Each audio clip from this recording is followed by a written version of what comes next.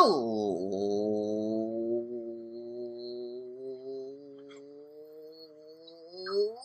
and gentlemen, boys and girls, children of all ages, this is Apex Greatness. I couldn't think of anything extra to do that time. I've been consistently coming up with something to do, but then I started to do something that I've already done, and I was like, it's no good.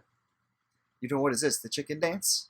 Well, I was waiting for you to say, I'm your host, Russell. I'm getting there. Broderick. I'm getting there. This is what I do. That's why my chicken dance is getting ready, because I got to figure out which way. Which way is this?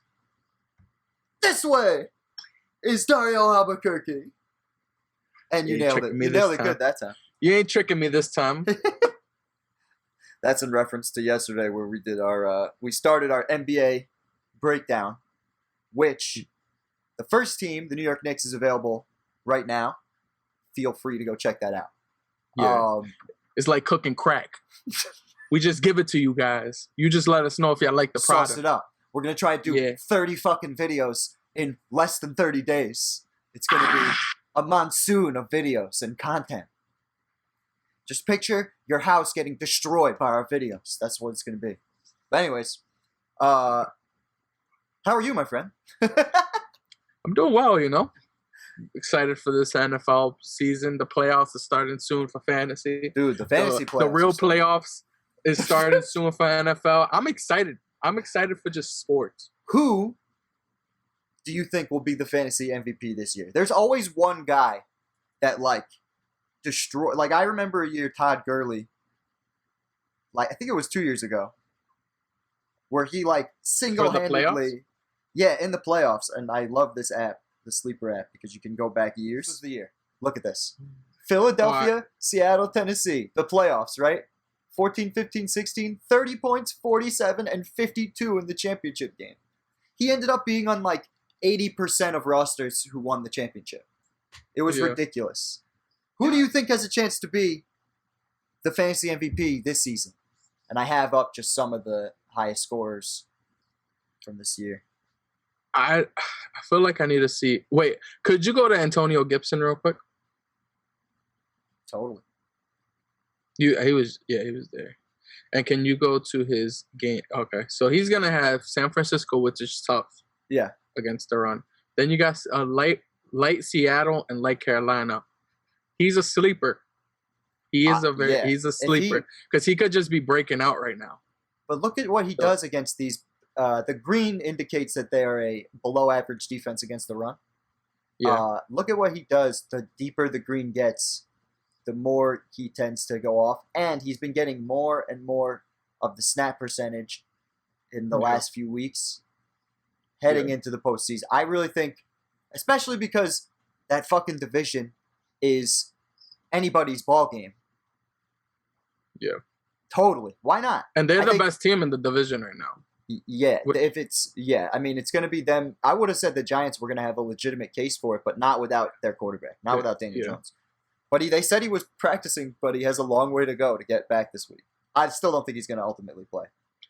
I thought you were going to call him their running back because I thought that's what he was. I'm just being stupid. But this is a good pick. I wasn't even thinking about him. Yeah, he could. That's my other guy, but that was who I was. I felt like that was the more obvious one, but I feel like it's always a sleeper. Like someone just pops out. If you want, I'll give you another one. But this is even though it might be the obvious choice. Yeah, but it makes sense. He's the guy you want on your team. He has 3 of the most matchups for running backs, and historically, as you said. As the season gets going, he gets better because they start feeding him the ball. As you see in the last 2 weeks, almost 30 carries a game and delivering 5 yards a carry or more. He is the Yeti, and he is going to. He's starting his little streak in Baltimore. He had the game-winning run. Yeah. And in Indiana, he just went insane. Yeah, so I think this is the beginning. Indianapolis had 2 of their starting defensive linemen out. Mm-hmm. And one of my friends brought that to my attention, and I was like, oh, no. Because I thought it was going to start this week against Cleveland. We're going to talk about that because they're the first game we're going to bring up. Yeah. But after Indianapolis, Cleveland, who have been giving up, this may be orange, but they've had big games against them in the running department. Then you have Jacksonville, who has just given up so many yards. Detroit, same situation. And Green Bay, the team that, the team that let Dalvin Cook absolutely emasculate them. Yeah. And Houston, if you're dumb enough to play a Week 17 championship, and just for 2 seconds, don't play a Week 17 championship, ever. If you have the option, if you're like, oh, I really think I can kill all these people, but it's a Week 17 championship, don't do that shit. People bench their starters. It becomes a real shit show. You have to play the waiver wire for no reason, and you end up screwing your whole season. But if you are doing that, he's got the Houston fucking Texans to finish the season. And that is a division game. And I'm pretty sure they're in a position where they're going to have to obviously win these games going out to get the playoffs. So, and he put up 40 against Houston too this year already. So very true. 200 yards, 2 touchdowns. Absolutely ate them. So I think Derrick Henry is going to be huge. For sure. But if I'm trying to think of a sleeper, this is another guy who historically has heated up in the postseason. Matchups are not nearly as good as Derrick Henry's, but still, they're going to be in a position where they have to win because they're in that division. Yeah, they're in that NFC West. Last year, as you can see, heated up in the playoffs, right? Yeah. And I know throughout this podcast we've said that he hasn't been. He's the guy that you've been worried about. Yes. Because of his quarterback, but right now his quarterback is injured. So and they don't really want him to be running. So. I have a huge theory on this that I've developed over this season. The problem with his game is that he's not getting the red zone touches. When they do the read option with Kyler and Kenyon Drake, usually people go to guard Kenyon Drake. Kyler pulls it, and he's got 10 rushing touchdowns, maybe a little less than that, but he's got a shit ton of rushing touchdowns. Yeah, Kyler. Wow, I didn't know that. I gotta check. I'll just for clarification. I will. That's a lot, even like for a running back. That's a pretty decent amount. Yeah. No, I know, because what they do is they on the goal line, it's read option. They go to guard Drake. Kyler reads it, and he reaps the benefits. Look at this. Look at this. Wow. So here's my theory on that, and why I've had so many trade offers for Kenyon Drake, because I have him in a league, and I just haven't had the balls to give him up, because I genuinely believe that as soon as defenses, because we know that they watch tape, right? As soon as defenses start going, we are not letting Kyler score in this goal line, it is going to be Kenyon Drake every time getting that ball on the read option. Yeah. Because that's the entire design of the play. So, with that said, I think you could see Kenyon Drake getting 2 or 3 touchdowns a game that he wasn't getting at all in the beginning of the year. But look, even as we go into these last couple of weeks, as you said, when you factor in also that Kyler's injured, or kind of injured, he still played okay, but obviously Drake. He's not playing. Carries. They're not. Think of if you're like watching the game, he's not really running that. Yeah. He's not running the ball. They're trying to save him for a little bit for the postseason now, but they have to win these games. So you think they're saving Kyler for the postseason? I think they're saving him from getting more injured. His shoulders. Well, that's what I'm saying. But I feel like if they're gonna put him in harm's way, I think they'll wait for if they have to. Oh yeah, if you're So even with that, I wouldn't even do that. But to be honest, it's either way. I'm just telling you how I think the team will think about it. But I think Kenyon Drake is in a spot where the Giants, with a backup quarterback, that's a nice matchup for any running back. Philadelphia, a weird quarterback situation there. Carson Wentz always gives you turnovers, right? And then San Francisco, who knows if they're going to be even trying at that point. So we'll see, because we don't know what they're doing and how they feel about their season. They put a lot of people just the personnel in that team. Yeah, the personnel in that team is just like, I don't think they're quitters. Like I feel like they'd still like, and plus they just got Richard Sherman back. I'm pretty sure he's gonna want to play. Like that's the only, like I can see him. Yeah, but that doesn't affect the running game as much as it does the outside or like just the secondary. Like I think they got Fred Warner in San Francisco, but Kenyon Drake beginning of the year with a completely healthy San Francisco still managed to get you 15 points, got in the end zone. Yeah. But this is my dark horse. I think Derrick Henry is the absolute lock for fantasy playoff MVP. Oh yeah, for sure. That yeah. Having said that, that's the. Wait, what? You were gonna say something? I bet. I was gonna say that's definitely the guy that I think we started talking about him like 2 weeks ago. We were starting to say like that we think he's about to start heating up. So yeah. I definitely could see that. I was just thinking more so of like just random like guys that you're not gonna expect, like, because I feel like that's what usually like no one expected Derrick Henry last year to. Oh well, Derrick Henry didn't go off last year, but I'm sure no one expected Todd Gurley when he did go off. Well, it was his MVP season, but nobody expects to get 52 points in the championship game. And then the tweet afterwards where he's like, "You're welcome, fantasy managers." His MVP, Todd Gurley. That was his MVP? It was the year that it was him and Brady for MVP. When he was on the Rams, and it was that exact season what we were talking about before. Oh, okay. But with that being said, let's talk about this slate. First, we have the Cleveland Browns going to the Yeti's house to see the Tennessee Titans. The Yeti. The Yeti is 9,200. I think I was gonna ask. Like I kind of know what a Yeti is because of Josh, but I was just confused why you called him the Yeti. Yeah. This is Derrick Henry. I can see. Yeah, definitely. Just put the 22 like jersey on, and he's ready to go.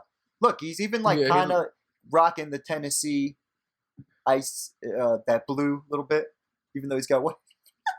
Sure, yeah, abdominal. But this is the man. Abdominable. This is the man who will be destroying. I can see that. Yeah, I missed that memo. I should have. But it's fitting because in the winter he always revs up, as opposed to the beginning of the year. Especially this year, like he's been really consistent all season. Honestly, like if you had Derrick Henry in season long, I feel like you're happy with what you got. Yeah, and the thing that's nice about him, and that other running backs should be happy about, is he actually was worth the money that he was fucking paid. Yeah. Unlike a fucking Ezekiel Elliott who got his money for the last 2 years and was ass soup, right? So that's just nice. Like now the market doesn't seem like it's totally fucked with the running backs. I feel like Zeke is going to end up losing his contract, then going to a team and just being awesome. Because I just think the one thing that the Cowboys do too much is lean on that offensive line. But I really like Derrick Henry. I just think for the price, here's the thing: Dalvin Cook who's 9,500 and was 9,500 last week, was still 40% owned to the Millie Maker. So I don't think people are going to be scared to pick these guys if they feel that they're going to go off. And the only question is, which one of these 9,000 guys are they going to take? Because I feel like picking both of them is pretty difficult this week. Like you could do it, but you have to pay down everywhere. So, picking, I can't imagine. Who would you pick this week between Cook or Henry? I feel like the obvious choice should be Cook, but I'm just worried about like if he's really injured or not, like really badly injured because he's limited in practice for the last 2 days. It all depends on. We usually do this show on Friday, but this week we moved it up a day. If he practices in full on Friday, I would say not to worry about it that much, especially considering what he's produced this year.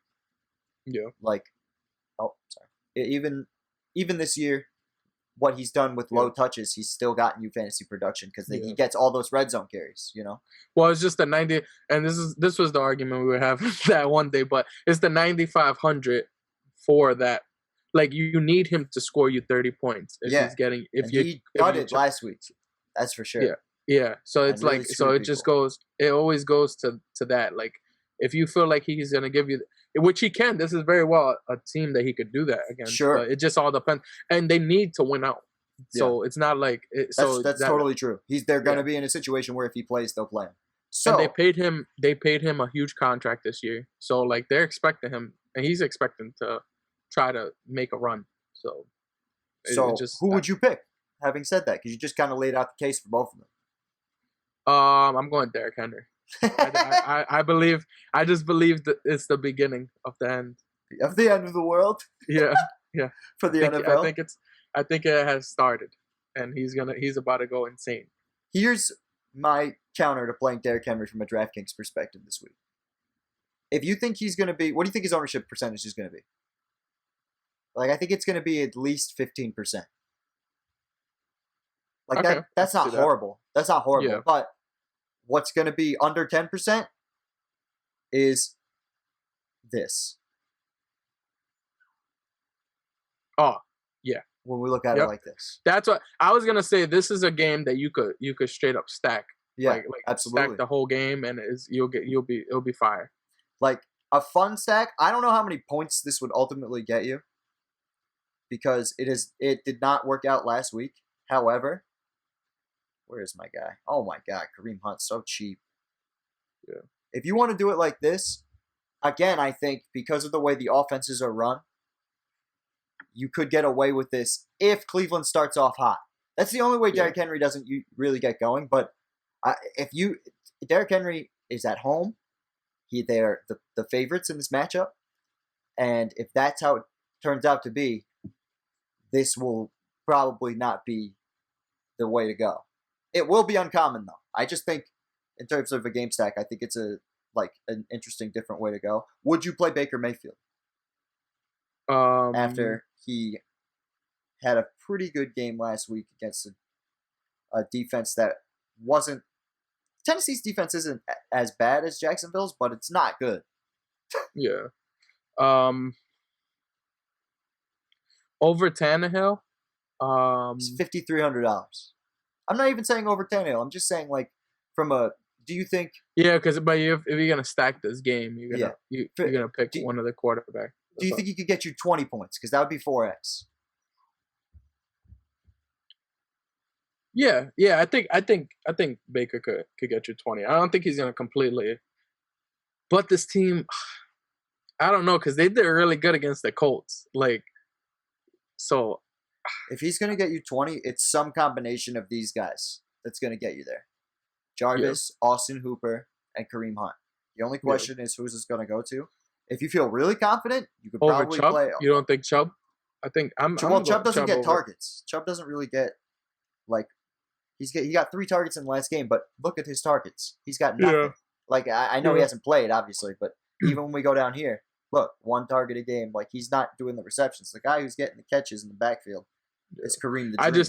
I just think if you go Chubb and Baker, you're going to get most of the touchdowns. That's true. That's true. Yeah. But it's just like, if you want to do that, then you just got to pick which side of the ball is going to end up getting more of the touchdowns and just playing that. Like, sometimes it doesn't really behoove you to have everything because there's other places you can go. You know what I mean? Yeah. But if you're going to play the passing game, you want to try and find the passing touchdowns and receptions. So, timeout. What are you thinking on the over-under? Oh, I forgot about that. What's the weather? There's no weather, right? No obvious. I think this might be the first game in 5 weeks that Cleveland has not played in rain. At least rain. Well, this is the other thing I was going to say to you. Last week was that game at Jacksonville, right? And finally, Jarvis Landry destroyed. Yeah.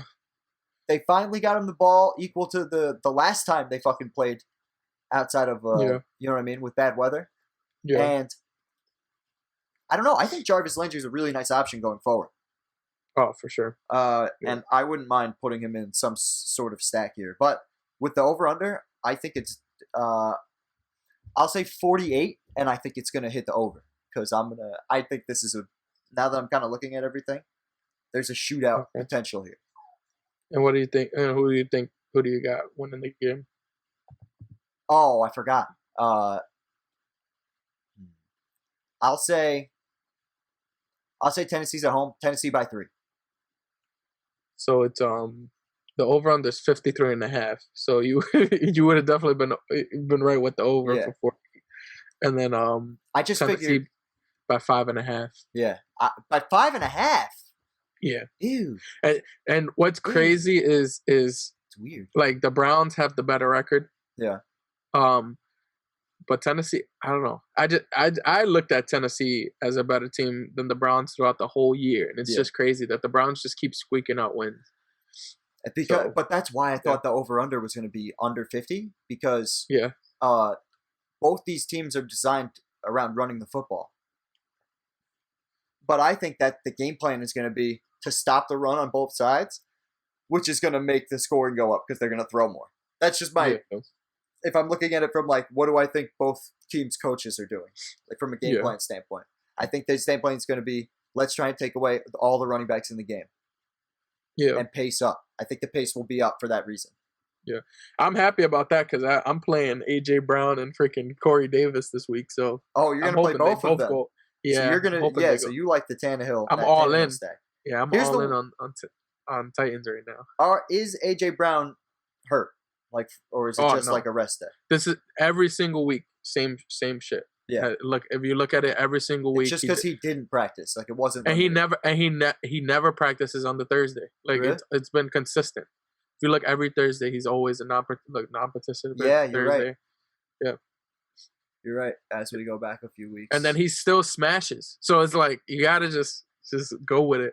It's fine. Brown knee sat out Thursday's practice. Yeah, it's totally right. And the only reason I know is because I have him. Yeah, the only reason I know is because I have him on my team, so I see it all the time. So Jonnu Smith, you think is in the same spot or no? No, I'm going. If I'm picking the three core guys of that team. So it's gonna be Henry, and the both receivers. That's who's been the consistent like scorers of that team. Yeah, but again, like in terms of fantasy perspective. Yeah, just Henry. Well, Henry's getting more targets now, but they're not for anything of relevance. Like he's gotten like under 100 receiving yards, 93 receiving yards for the season. Oh yeah. But it's more so. This is like a good Kamara game. Yeah. Friggin'. So I would just say if you're gonna play this, you do Baker Mayfield, Jarvis, bring it back with Derek, or Tannehill, AJ Brown, and then you could either do Davis or I saw Humphreys might come back. He's always a cheap guy that gets targets when he plays. He always gets targets when he plays. But you could do Davis also, and then bring it back with the Cleveland guys, be it Chubb or Landry. Because I really think Landry's a shoo-in for 10 targets a week. Yeah, I'd probably go Landry to be honest, and then you just could go. You could probably get decent price for running backs because all of those guys aren't gonna. If you do the Tannehill and the 2 receivers, and then bring it back with Landry, I feel like you could get a pretty decent price, pretty decent running backs at decent prices, and figure it out. And I think that will probably be the highest scoring out of all of them. So it looks like this, or you said no Chubb. No Chubb. Okay. And then you could probably just stack do a secondary stack. Yeah.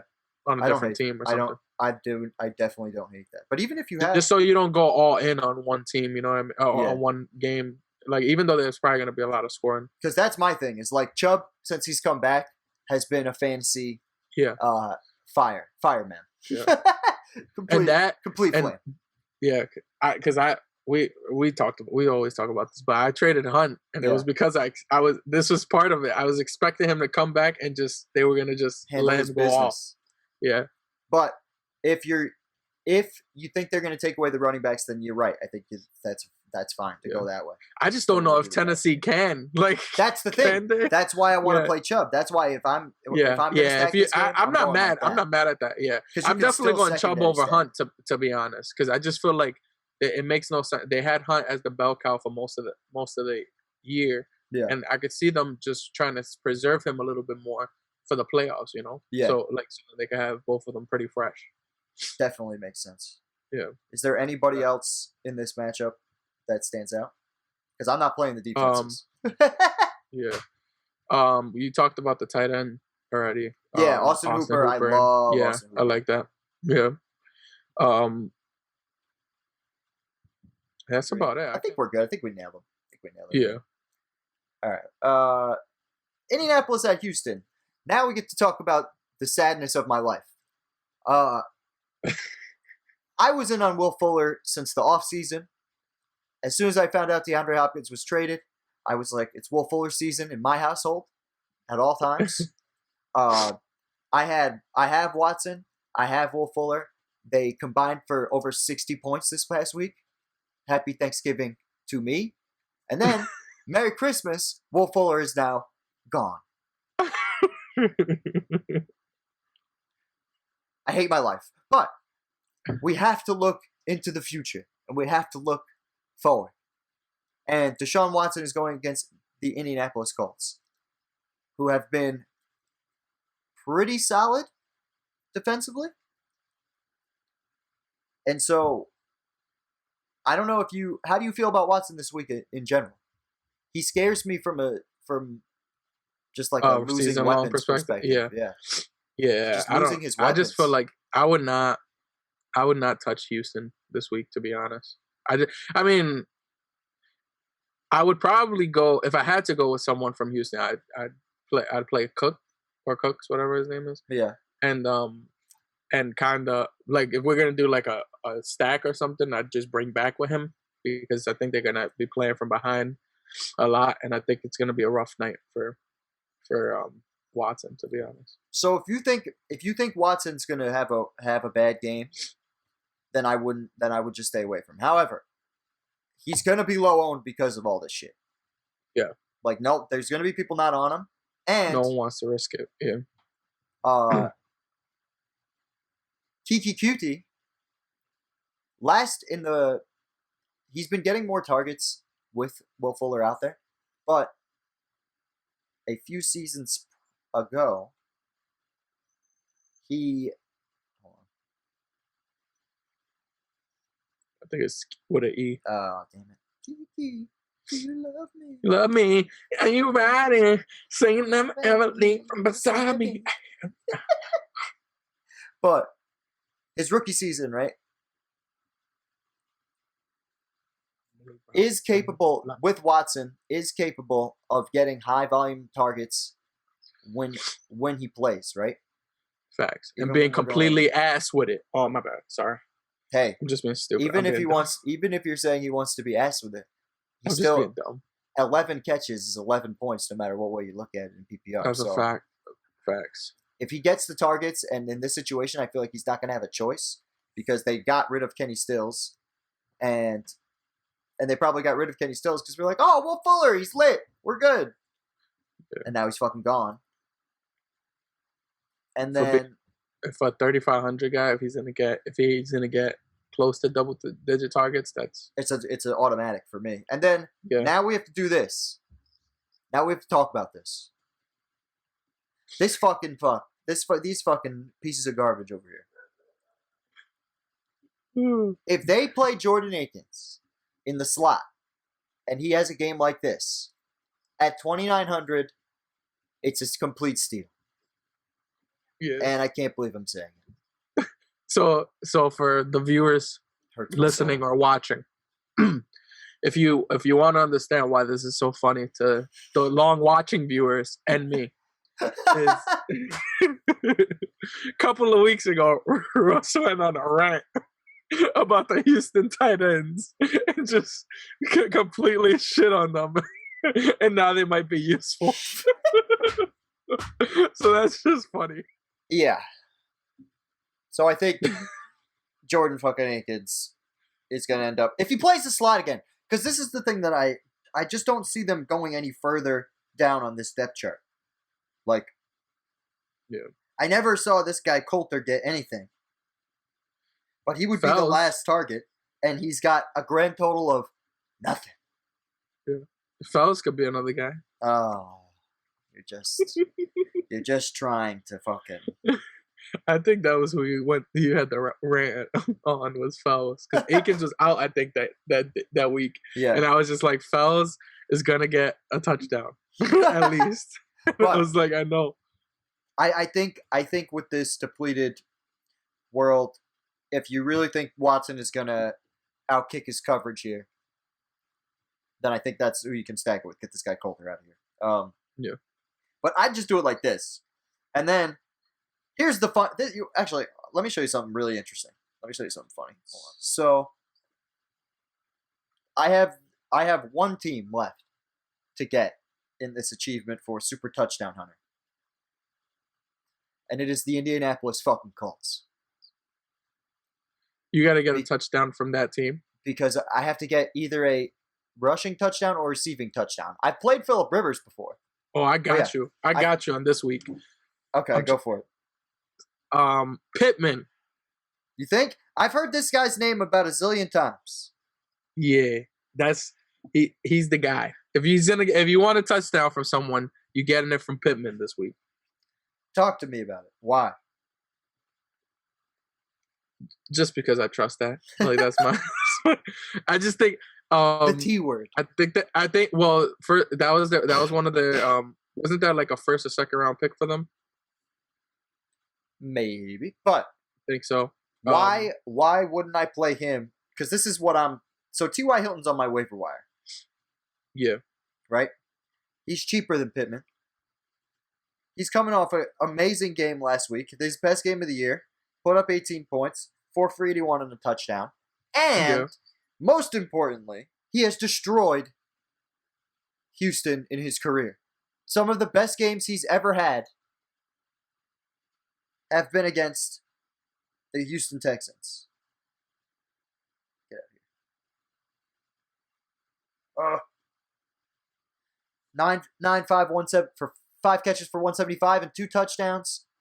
4 for 115, 9 for almost 200 yards. Yeah. Even last year, 11 targets, 6 for 74 and a touchdown. 9 for 223, 7 for 121 and 3 touchdowns. Historically, has absolutely destroyed them. Who, even though it was with a different quarterback, and I'm aware of that, but everybody still looks at. Or on that team, everybody still looks at T.Y. Hilton as the wide receiver 1. So talk me out of T.Y. Hilton over Michael Pittman. Talk me out of it. If you're gonna go, I could see why no one's gonna be on him this week at all. I can see why you would want to do that, and it's like a huge gamble, but you have a lot of backup. Yeah. To show that it could happen. And here's I like that. I actually don't. Here's the most important part. It's gonna be either he's gonna go insane or it's gonna be a dud. I feel like it's not gonna be. That's the game I'm trying to play on this fucking app. But most importantly, Houston sucks at defense. They're just terrible. They were born terrible. There's nothing they can do about it. They're garbage, specifically against the run. Is there any universe where you can see yourself taking a risk on one of these 3 gentlemen? Yeah. I mean, if I was gonna guess one, I would just go, because if you just looking for upside, because clearly that's what we're looking for. I go Hines because I feel like he's the one that has the big boom games when out of the running back. So he's the if you're gonna want to go, if you're gonna want to just go all out, try to hope for the best, I'd go. You could go Hines and you could go Ty for sure. Yeah, he gets about the same targets as Ty every single week for whatever it's worth. Like, that's insane. It's true, and that's why it's the definition of boom bust. T.Y. Hilton, that was his first touchdown all year. Was last week, and really his first serious game. He had 6 for 69 here against Cleveland, but That's it. I just see this being a situation where they're throwing a lot because Houston is just so bad, and I think if Watson starts putting up points on the board and they keep it competitive, then I don't know. I like Hines. I like T.Y. Hilton. I'll play Pittman in some lineups. Like if I think about Phillip Rivers as the quarterback, and he's questionable this week, but I think he might be. I think it might be a what do you call it? Veteran thing. Oh, toe. That's fine. Just a veteran day though. You don't need your toe. You don't need your toe. Just cut that shit off. Get him on the field. Yeah, what quarterback needs the toe? Yeah, just to step through and throw. It only gives you power. But you were gonna say? Well, how old is T.Y.? Good question. T.Y. Hilton, I'm pretty sure he's like not super old. Pretty sure he's like 30. I want to say 30. Probably even 31. Okay. It's 31. I was just curious because I was thinking maybe if he's older, they're trying to like save him more for the playoffs and stuff because this is a playoff team. Yes. So. And I think maybe that is what they're doing, and they would probably want to ramp him up heading into the playoffs so he's not cold and has confidence, right? So even more of a reason to fucking play him. Yeah. Damn, just adding to my fucking case here. You making me feel like dropping Pittman and getting T.Y. No, don't do that. I think Pittman has upside. Pittman is another one of those guys with upside. Like I think. What's their schedule like? So going forward. Yeah. That's a good question. I think you had Oh yeah, they don't show the. They don't show the future schedule. Yeah, that's annoying. So they got at Houston, then they got at Houston Las Vegas, then Houston again. But the championship game, they're at Pittsburgh. Pittsburgh has given up yards to teams that, like, are competent.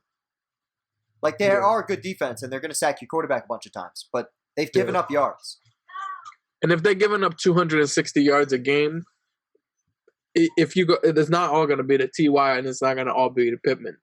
So I could see it's going to be both of those guys most likely, and maybe some of the tight ends and stuff. So. But I think this is definitely another one of those pace-up situations because Houston knows how bad its defense is. So the only I just hate playing Colts because of how much their entire team is by committee. So what do you think the over-under is for that game? Gotta be 51 and a half. And then I'll say Indy by a touchdown. Okay. It's at Houston. I know. But I still think with the injury with the Fuller thing, I think maybe Vegas probably gave him a nudge. It's so it's 51. So okay, that was close. Half point fucked you this time. Yet again. Which is crazy. I thought you was just because at first I thought you were gonna go 53, and I was like, he looks like he's riddling back in, and then he said 51 and a half. Yeah, like, I was gonna say 55. I wanted to laugh when you said 51 and a half because I was like, what the hell? Like you would just, and then it's wizardry. Colts by 3.5. Wow, I think. Well, you always tell me that when you think the way touchdown. It gives it. What is that supposed to be? Yeah, that's gonna be that'll be about a touchdown. It'll be 6 and a half. Touchdown, yeah. But you gotta what you gotta factor in is it was probably closer, and we just found out about Fuller 2 days ago. Yeah, true. So I don't think it'll shift that quickly.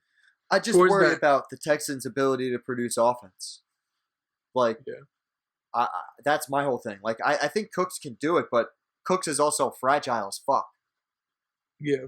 And Indy's a physical team, so they could just knock them right out. Yeah, and Indianapolis has been good defensively all year, except for last week where the Yeti just pounded their asshole in heavily. Yeah.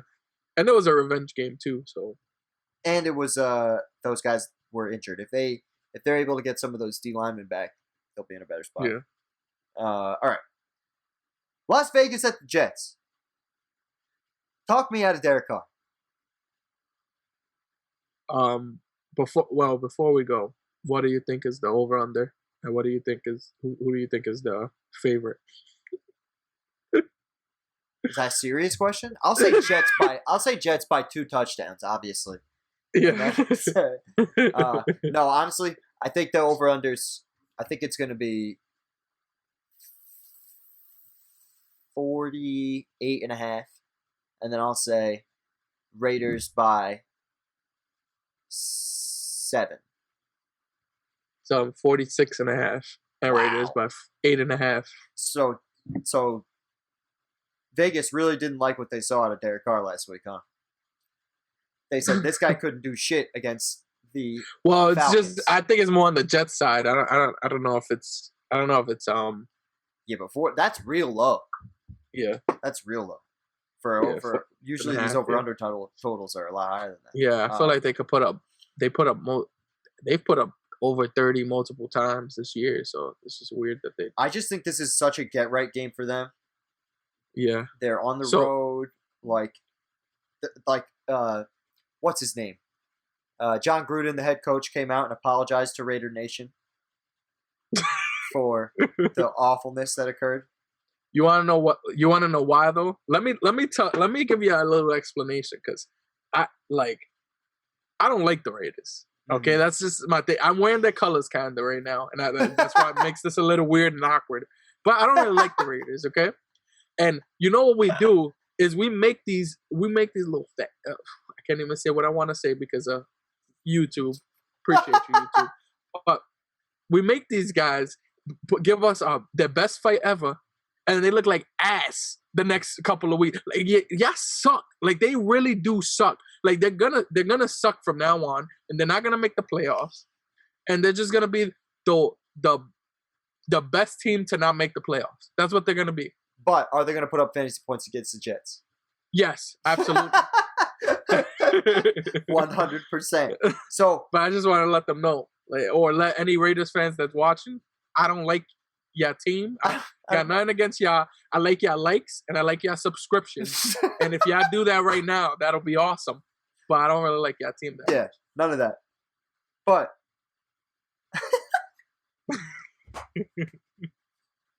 you like how I just threw that in there? Yeah, right? It was funny. I think Henry Ruggs is a guy, because you asked me earlier, what's a dark horse guy to take you through the playoffs? Henry Ruggs is the definition of boom bust. Yeah. And against the Jets, the bomb is imminent. Mm-hmm. It's not a matter of if they're going to throw it. It's a matter of how many times and when in the game. And Henry Ruggs is the bomb guy, period. He shreds secondaries. He rips them apart with his speed. And I think as long as Ruggs performs, like where Ruggs has gotten, like in the 22.8 game, that was Carr's best game this season, right? Yeah. 3 catches for 56. Even in this terrible game, he still got a ton of targets. I just see this as a total game where they completely fix it and the Jets go 0-11. Is it 11 now? 12? Yeah, where are we at? Yeah. They're just trying to. They're just over. They're just over. It's really what it's about. But if there's gonna be a team that they get their first W on, it'll be these whack ass Raiders. Ooh, let's see. Hold on. Actually, let's hold that thought. I want to see their schedule. Frank Gore is not going out like this. That's his thing. Is he wants to get at least one W. He can't go out like this. So I can see him. So they got like that. They got Vegas. This is their. So then they got Seattle, the Rams, Cleveland, at Seattle and at the Rams. By the way, so they're traveling across the country. Then Cleveland, they could probably make this competitive at home against Cleveland. That's probably their next best game, and then at New England, depending on where that is. But I just don't see Belichick. If Belichick has an opportunity to make a team winless, I think he's going to try extra hard to do that. Yeah.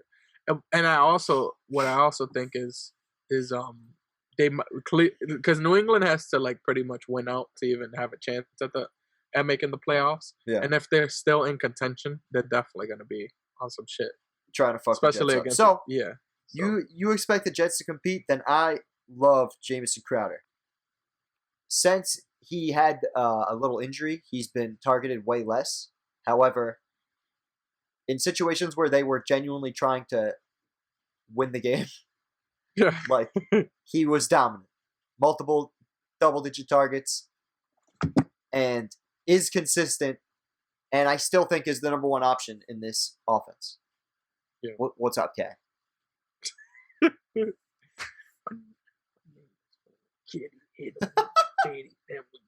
But what do you think? Yeah. What do you think about if you're going to bring it back with anybody on the Jets? Who are you going to bring it back with? I'd probably that would be my guy. Yeah. Another guy to think about if people just want to throw in like a running back or a cheap option, Booker from the Raiders most likely is going to get the start this week. Hey, I'm wearing a different shirt. We had to stop our recording yesterday and restart today, Friday, due to some technical difficulties I was having yesterday. Hopefully they don't happen today, but I'm actually kind of glad we stopped where we stopped because we found out that Devontae Booker is the starter against the worst team in football. Yeah. And when he gets carries, he's put up fantasy production. So, what do you think? What do you think about Mr. Devontae Booker? He about to get me 30. 30 on my flex. So talk to me about your situation in season long. So right now, my running back situation is just really fucked up right now. Mm-hmm. So I got Alvin Kamara, which shouldn't be an issue. Yeah. It shouldn't be an issue at all. Right. But unfortunately, there's a man named Taysom Hill that exists.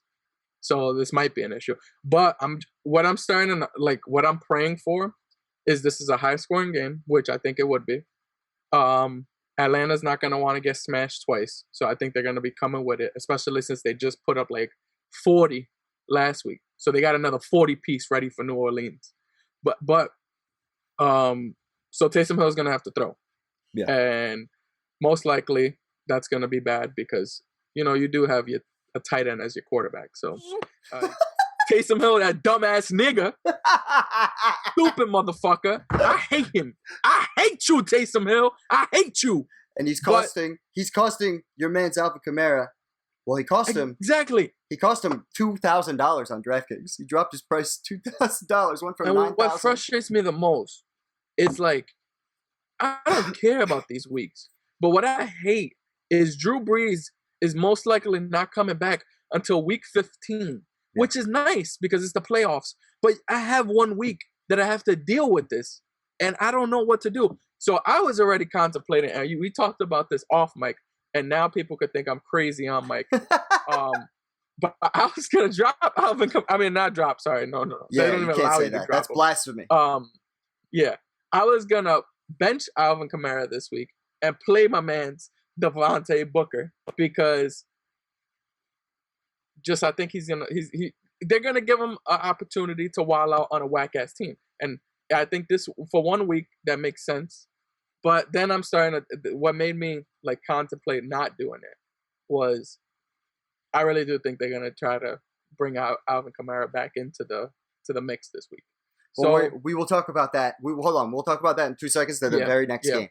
So I do want to say that from a DraftKings perspective, because of the price, I think it's a smash. But it's probably going to be a highly owned play because, like, that sucks. Because I played him. You know what I mean? It's the Jets. I feel like I played him this week too. I was hoping that it was like it was going to be questionable all the way through, and then I don't know. But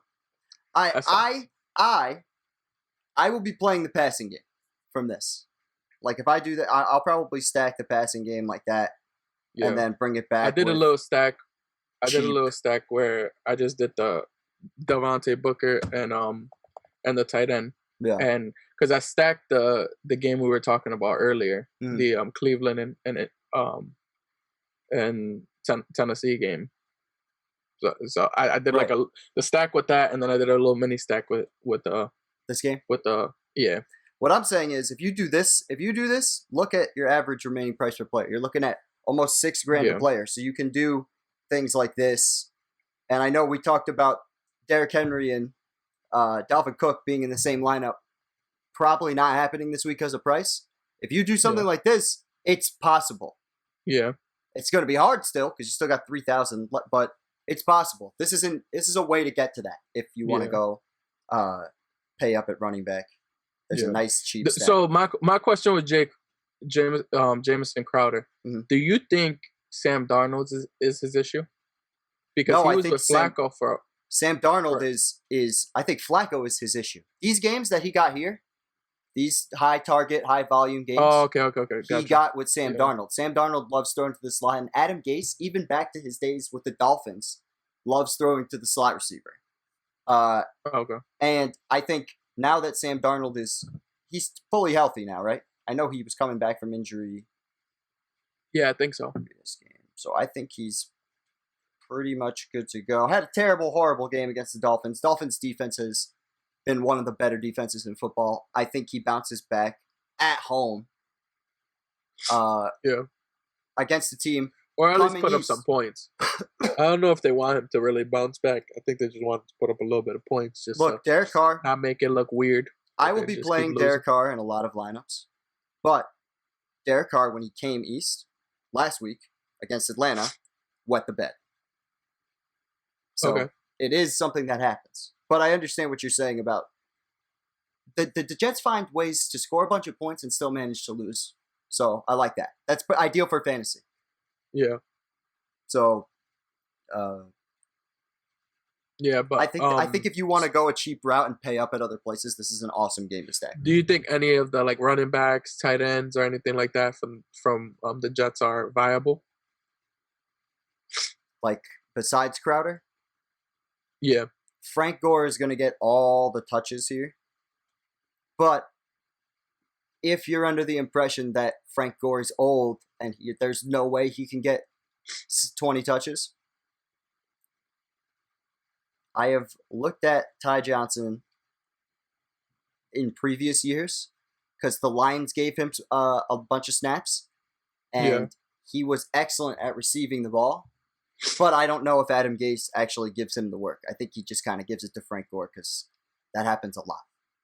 I don't know. But if you're looking for under 1% ownership,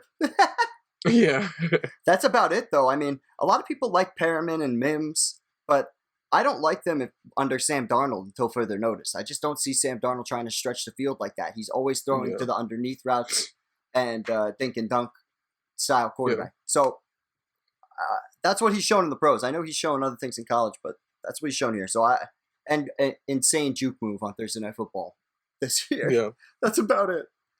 So I'm interested. We already went through the over unders on that game, right? Yeah, we did. Okay. So now, wait, before we end it, I just want to say fuck you, Sam Darnold. Peace. All right, next one. Now, speaking of you being mad at somebody or saying fuck you repeatedly, now we can talk about Taysom Hill and Alvin Kamara because we are up to the New Orleans Saints for the second time this month playing the Atlanta Falcons. This time going to Atlanta's dome. Yeah. Talk to me about why Alvin Kamara should not be played this week.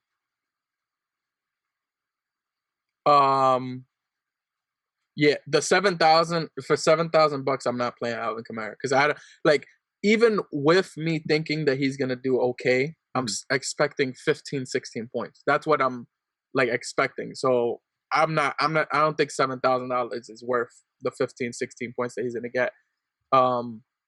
Because I don't think he's gonna get, if he's gonna get passing volume, it's gonna be 4 or 5 targets. It's not gonna be the 10 that less than that so far. He's gotten 3 targets in the combined 2 games.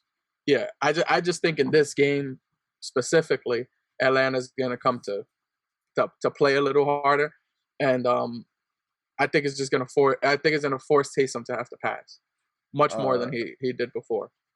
Here's what I'm pulling up right now. So I'm pulling up defensive fantasy stats. There's an awesome website, lineups.com.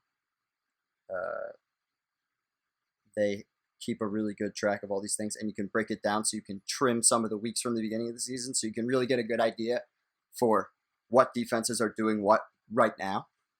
And if you see the number 1 in fantasy points allowed to running backs, the number 1 team, the best defense against running backs have been the Atlanta Falcons since week 8. Okay. They have allowed only 58 yards a game, which is 4th in the league here, right? Which is 4th. And then from the receiving end, 2 catches, 18 yards allowed per game, and no touchdowns. Yeah. No touchdowns. So it's a team I've been avoiding for the past few weeks. They've been great against the run since they got rid of Dan Quinn. Yeah. They've been great. And then that's what makes me want to play Kamara even more. So okay, so now you want to play him or you don't want to play him? I want to play him more. So if they're gonna be harder against the run, so what the team wants to do right now is run, right? Like that's the main thing that the team's doing right now. In the last 2 weeks, they've just been forcing the run down people's throat, and Latavius Murray has been the guy that they're pretty much who's getting most of the snaps, or I think he's gotten most of the touches at least, right? And that's usually because before you finish, because this is a great point. But I do want you to know that you just spent the last 10 minutes shitting on Alvin Kamara, not wanting to play him, and now you're totally reversing it.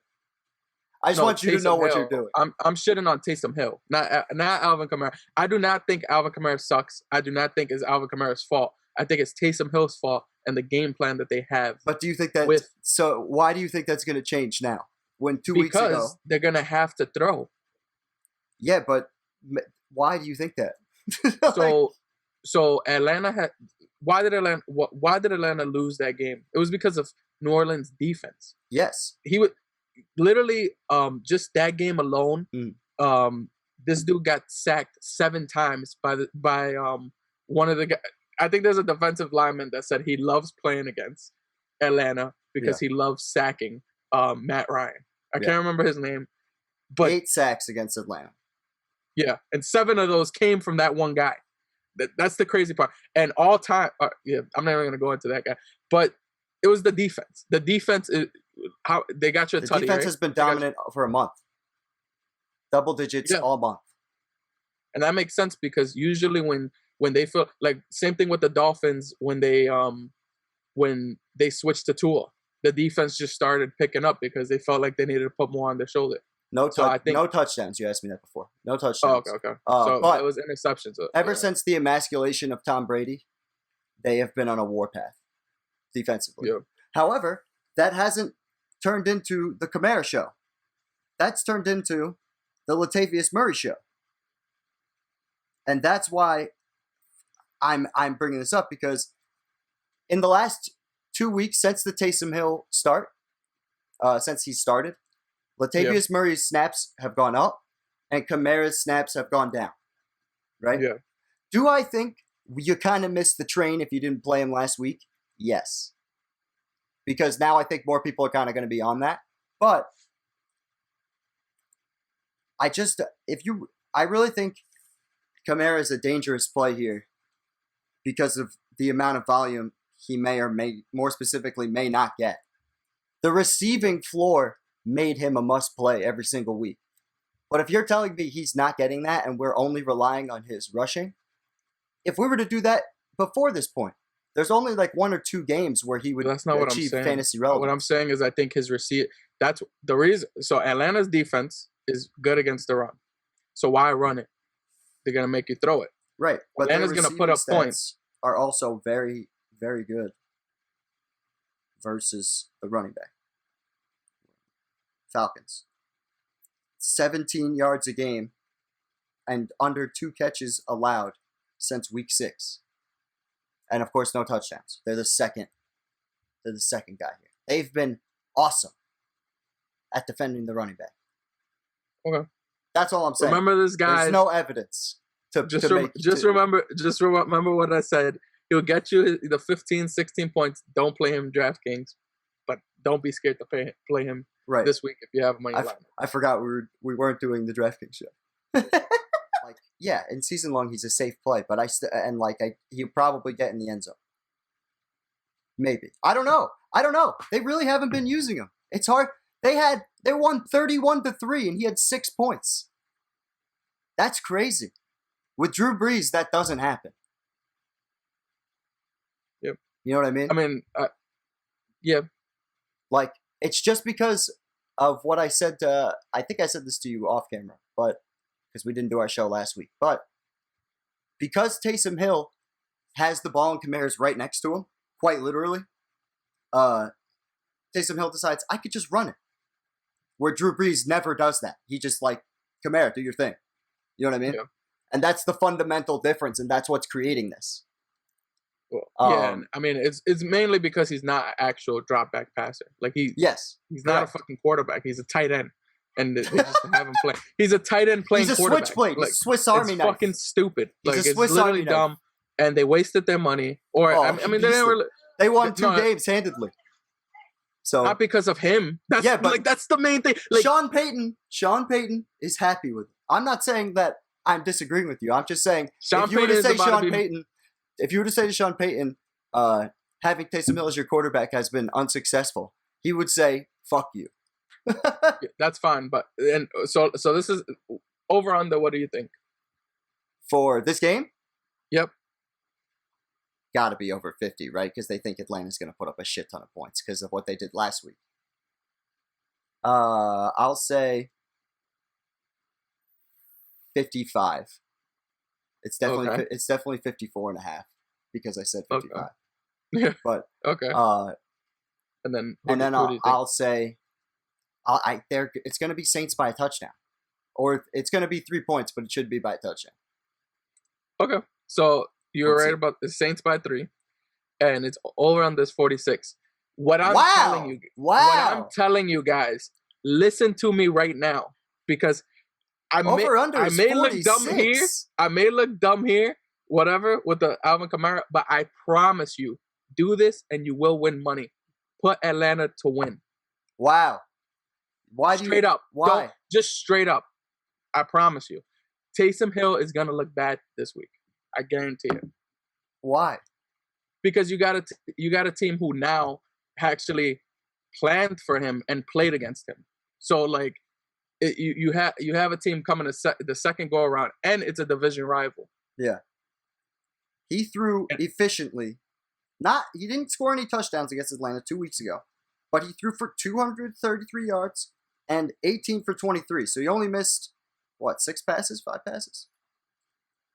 And then, of course, 2 rushing touchdowns, 10 rushing attempts, which is basically what he's done since he's taken the job. That's like his floor. So, from a fantasy standpoint, I am not sure if they're going to win. I could see Atlanta wanting to get revenge, especially after Atlanta came out and just dominated the Las Vegas Raiders with Matt Ryan.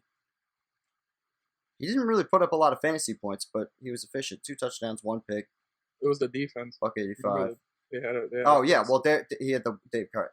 Derek Carr had a terrible game. I always say David. I always get that shit confused.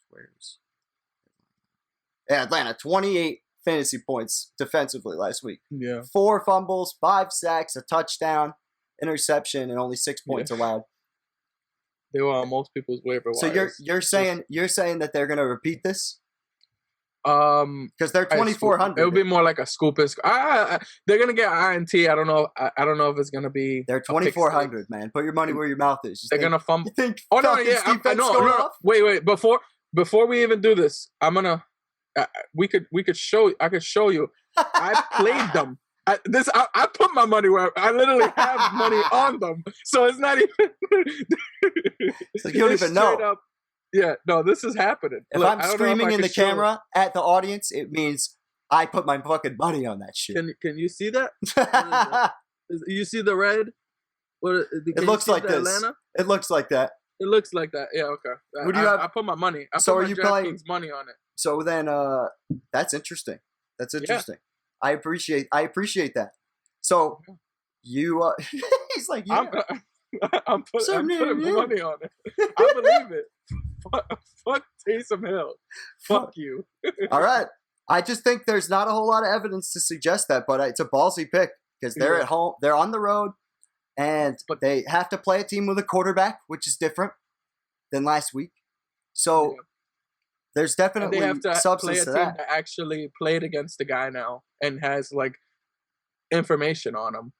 And also, you're not gonna. I don't know if they're gonna do that same shit against Atlanta again. Yeah. Like that defense. It was the defense that has helped them the last 2 weeks. Is that gonna happen again? We don't know, but we shall see. Yeah, but with the Saints, I can say that asking that question is more. Over the last month, the answer has been yes. Yeah. But and one of those games, it was against this exact offense, and Julio and Calvin Ridley are questionable. If these guys don't play, do not listen to Dario. Yeah, don't listen to him under any circumstances. Yeah. Don't. No. Please, Matt Ryan sucks when only one of these guys don't play.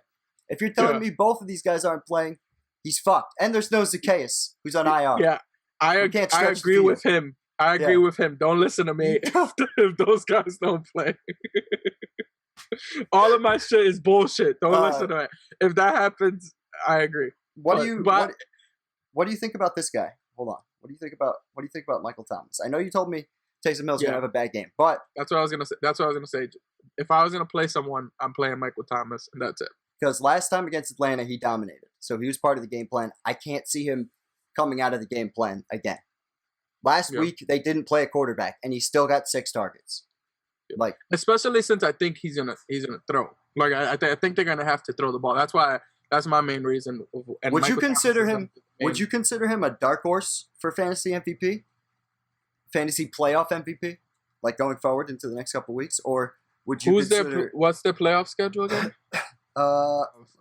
Eagles, Kansas City, and Minnesota. Almost got it in time. Damn it.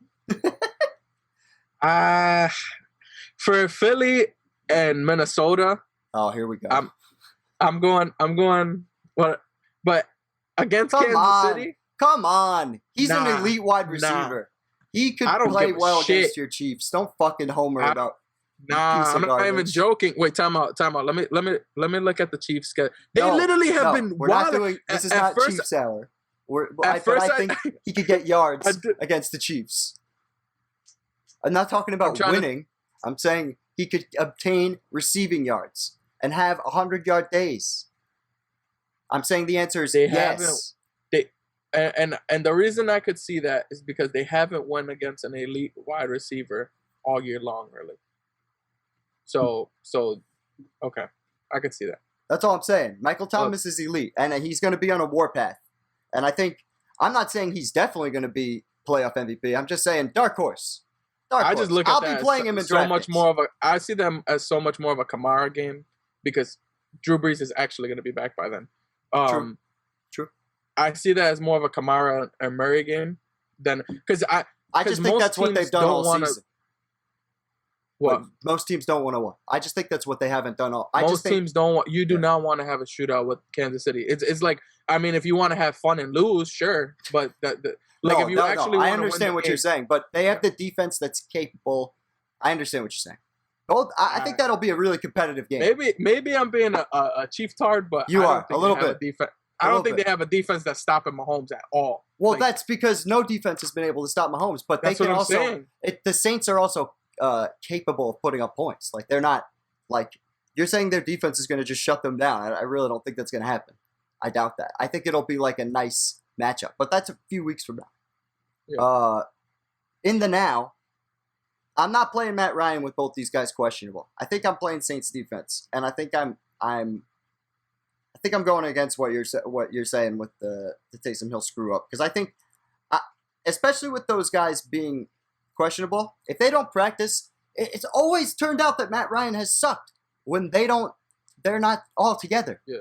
So you go on Hill. I'm assuming you stack in Hill, Saints, and Murray. I'm stacking Hill with the defense and playing him naked if I was going to do this. Oh, honestly. Now Murray. I would go Murray too. Maybe if I'm going to do that. Well, you can't really stack Hill and Murray because their points are separate. They're not going to really be together. You're just gaining touchdowns. If Kamara was doing Kamara things and catching the ball, then Hill and Kamara would be the move. If I was going to pair him with anybody, it would be Michael Thomas. But really, I'm probably just going to play him alone with the Saints defense and just say Taysom Hill's going to do what he did last week. Not a lot of passing yards, but get in the end zone a couple times. And remember what I said, guys. From the quarterback position, 6,300, you need him to get more than 20 points. So you need him to hit what he did against Atlanta the last time with that 25 mark. But I think it's in play. If the defense, I just think if Taysom Hill plays well, the defense probably played well too. You know what I mean? But if what do you call it? I just don't. It's just no faith in Matt Ryan for me, if I'm being honest. It's just absolutely my whole thing is like I don't know, like usually, and we always see it when you have a team go against one team. Yeah. The first time, it looks away, and then the second time, it'll like the script will get flipped. Yeah. And the only reason I'm thinking of this is you usually get to go against the team the second time. You know, like practicing like to go against their quarterback. I mean, you're practicing to go against their tight end. So it's I just see that as such an easier task. So I just don't see a tight end going crazy again. Whatever. I'm definitely not disagreeing with you. This is the last point that I'm going to make on this, and then we can move on. The last thing I wanted to show you was this. At the bottom here, I don't know if that's too small or not, but I'll make it as big as I can. At the bottom here, the New Orleans Saints playoff scenarios. It's a New Orleans win and the Chicago loss. So the Bears have to lose, and if basically the Saints are in control of their own destiny. If they win, they're in, and it's hard to justify them losing that playoff berth with a win against Atlanta this weekend.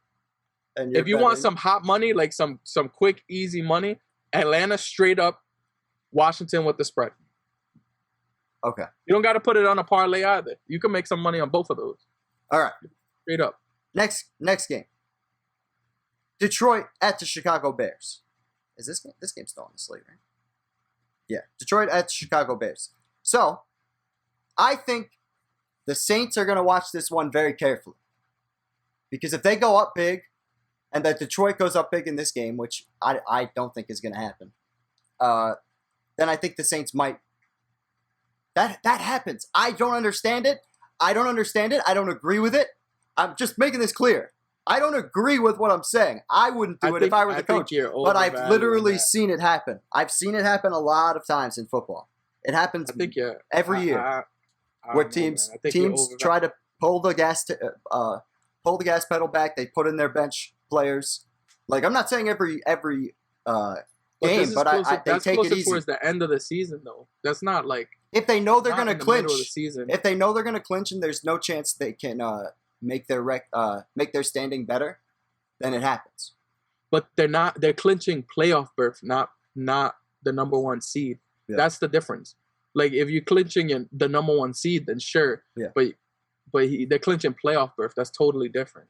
That's like if the Lakers in week, like on game 60 or whatever, they clinch their playoff berth and they're just like, all right, I'm not gonna play anymore, and then they just lose the number one seed. That's what will be happening. You have to clinch their number one seed, and then that's when teams start thinking about, okay, let's bench our guys, rest the guys, and get them ready for the playoffs. But the playoff berth means nothing right now, especially with the 1 week bye. Like the 1 week bye is very important. Because only one team gets one team bye this year. Yeah, one team bye. Yeah. Because I was like 1 week bye. I'm confused. Then they already have that. Because that's why Kansas City is gonna play all the way through to try to get, because they're gonna try to clinch the one seed. Like Kansas City isn't gonna start like slacking off and say, oh, we're not gonna get the one seed. So like they're a game away. Right. All right. Detroit at Chicago. So. Dude, are these guys... So Kenny Galladay's already been ruled out, right? Since Kenny Galladay has been out, this will be his 5th straight game. Matthew Stafford has been very up and down. Like, he had an okay game against Washington, 10 points against Minnesota in a pretty good matchup. He's got Carolina, only 7 points in that debacle where they got shut out. And then he played okay. He played okay against Houston because I feel like it's impossible to suck against Houston. And he still managed to. Actually, Houston's defense, that was their only game. Yeah. that they did okay because they. I think it was the first pick 6 they had. Yeah, the year exactly. And it was I think it was J.J. Watt. Yeah. And the Bears are only $3,100. They just got destroyed by Aaron Rodgers. But again, in the similar situation, this is Aaron Rodgers. That's another exception, not the rule type thing. I think the Bears bounce back at home in the cold, right? Detroit is a dome team, even though it's Detroit. Yeah. They play in a dome. I love the Bears defense, and David Montgomery is going to be really highly owned, but I think he's in a spot where he coming off a 16-touch, almost 150-yard in total performance. Yeah. Yeah. Finishing with almost 30 fantasy points. I don't mind that at a cheap value stack because I like to stack running and defense. Yeah. What do you think the over-under? Oh, it's probably low. Is it? Wait. Okay, so I'll say 40. You said the Saints Atlanta was 46.5? 46. 46? Okay, so I'll say this is 44. And then I'll say Chicago by 7. So it's Chicago by 3. And it's 44.5.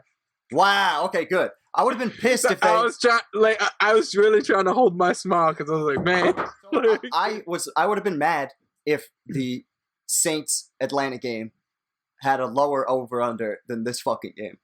Because I was like, these are two offenses that are generally inept. Like, they usually are not putting up a fuck ton of points and dominating. I think Detroit's offense is a little better when Galladay is actually there, though. But I think they're going to blow it up. I think they're going to blow it up after the season, and I think they're in a tanking position, and they're on the road. So you're saying that Matt Stafford isn't one of the greatest quarterbacks in the league, and and he can also do no-look passes, and he's just as great as Patrick Mahomes? That's what you're saying? Oh, okay. My bad. That was a lot. That was a lot to handle at once. I don't even know. No, that was like a tornado of words. That was just like an Aaron Rodgers. You just had Tourette's right there. That was like insane. That's what I was laughing at when you were showing the thing. I was like, can't believe this guy freaking compared Matt Stafford to Patrick Mahomes. It wasn't. I don't even know if that's how it was, but no, it was similar. It wasn't. So, yes, I think Matt Stafford plays better when he has healthy receivers. And but I do think they're going to blow it up, and I think Matt Stafford's going to end up the same way Philip Rivers was this year, where he finds a new team, which might be good for him. It might be good for him because I think I don't think he's Patrick Mahomes, but I don't think he's fucking untalented. Yeah, you know what I mean. I think he's like above average quarterback. Like I don't think he's the 15th. If he's gonna be like one of the quarterbacks we're naming, he's gonna be like 13th, 14th maybe. Yeah. Like quarterbacks we're talking about, he's gonna be above average then. And I think right in the middle. I think with the right pieces around him and a defense, he's not a guy that will like cost you a playoff run, in my opinion. Yeah. Like I think he just has never had the right pieces around him, especially not. He's been playing in Detroit his whole career, right? Yep. So it's all these fucking guys with talent that end up in Detroit stay there. It's like they're cursed. Yeah, it's crazy. They never leave. But the it's just the NFL though. Like it's harder to leave a team in the NFL versus the NBA. So like we're so used to seeing players move so often in the NBA. The NFL is not like that at all. Like you're really sticking to a player for. You can do it for like 5 to 7 years, like based on the way that they have the whatchamacallits, the franchise tag and shit. Like you have the quarterback for 4 to 5 years just off the rookie contract, and then you can franchise tag him for another 3 years if you want. Yeah, that's true. And you can like do what they did to Lev Bell, where they just tag him till they die. Yeah, it's ridiculous. But Hockenson, that's what they were gonna do to Dak too. Hockenson with no Galladay, do you see fantasy points, or do you just are you just going Bears defense, Montgomery, and calling it a day? Well, yeah, I mean, to me, yeah, I would play him. I would Hockenson? Like that. Okay. Yeah, because I look at it as no matter what, they're gonna have to score somehow. and they're not going against like the greatest team in the world. So like their defense is elite. It's all right. The Bears defense is I think like it's all right. top, at minimum top 10, but arguably top 5 in the league. Like, oh no, not top 5 in the league. They've only had 1, 2, 3, 4 games, 5 games over 20 points scored, or over 20, basically over 20 points scored. 1 game over 30, which a lot of good defenses can't say that. And a lot of games in the teens. The rest of these are in the teens. Like, they have a lot of 13 points allowed, 19, 16. But they went against a lot of mediocre quarterbacks. Like I all of the quarterbacks they went against. Look, all the ones that lit them up are nice. Like if we're looking at it, and all of the ones that didn't are mediocre or like all right. Like So they just got murdered. So I guess this comes back to what you had asked me a second ago. Do you think Matt Stafford is that good enough to cross that barrier? Because I don't. So my point is, if Galladay's not gonna play, he has to throw it to someone. So you're gonna just pick who you think he's gonna throw it to. He's most likely gonna go to his tight end. Well, they let up shit to the middle of the field. Apparently, that's always what I get out of what they rank against tight ends, is how bad they are against middle of the field shit. Because tight ends are never typically not on the outside. So and no, in a world like he with had no that one play where like for I think Christmas. I mean not Christmas. Sorry, Thanksgiving. Yeah, he had like a long play where but that is just rare. Like he definitely is more of an inside of the field guy. But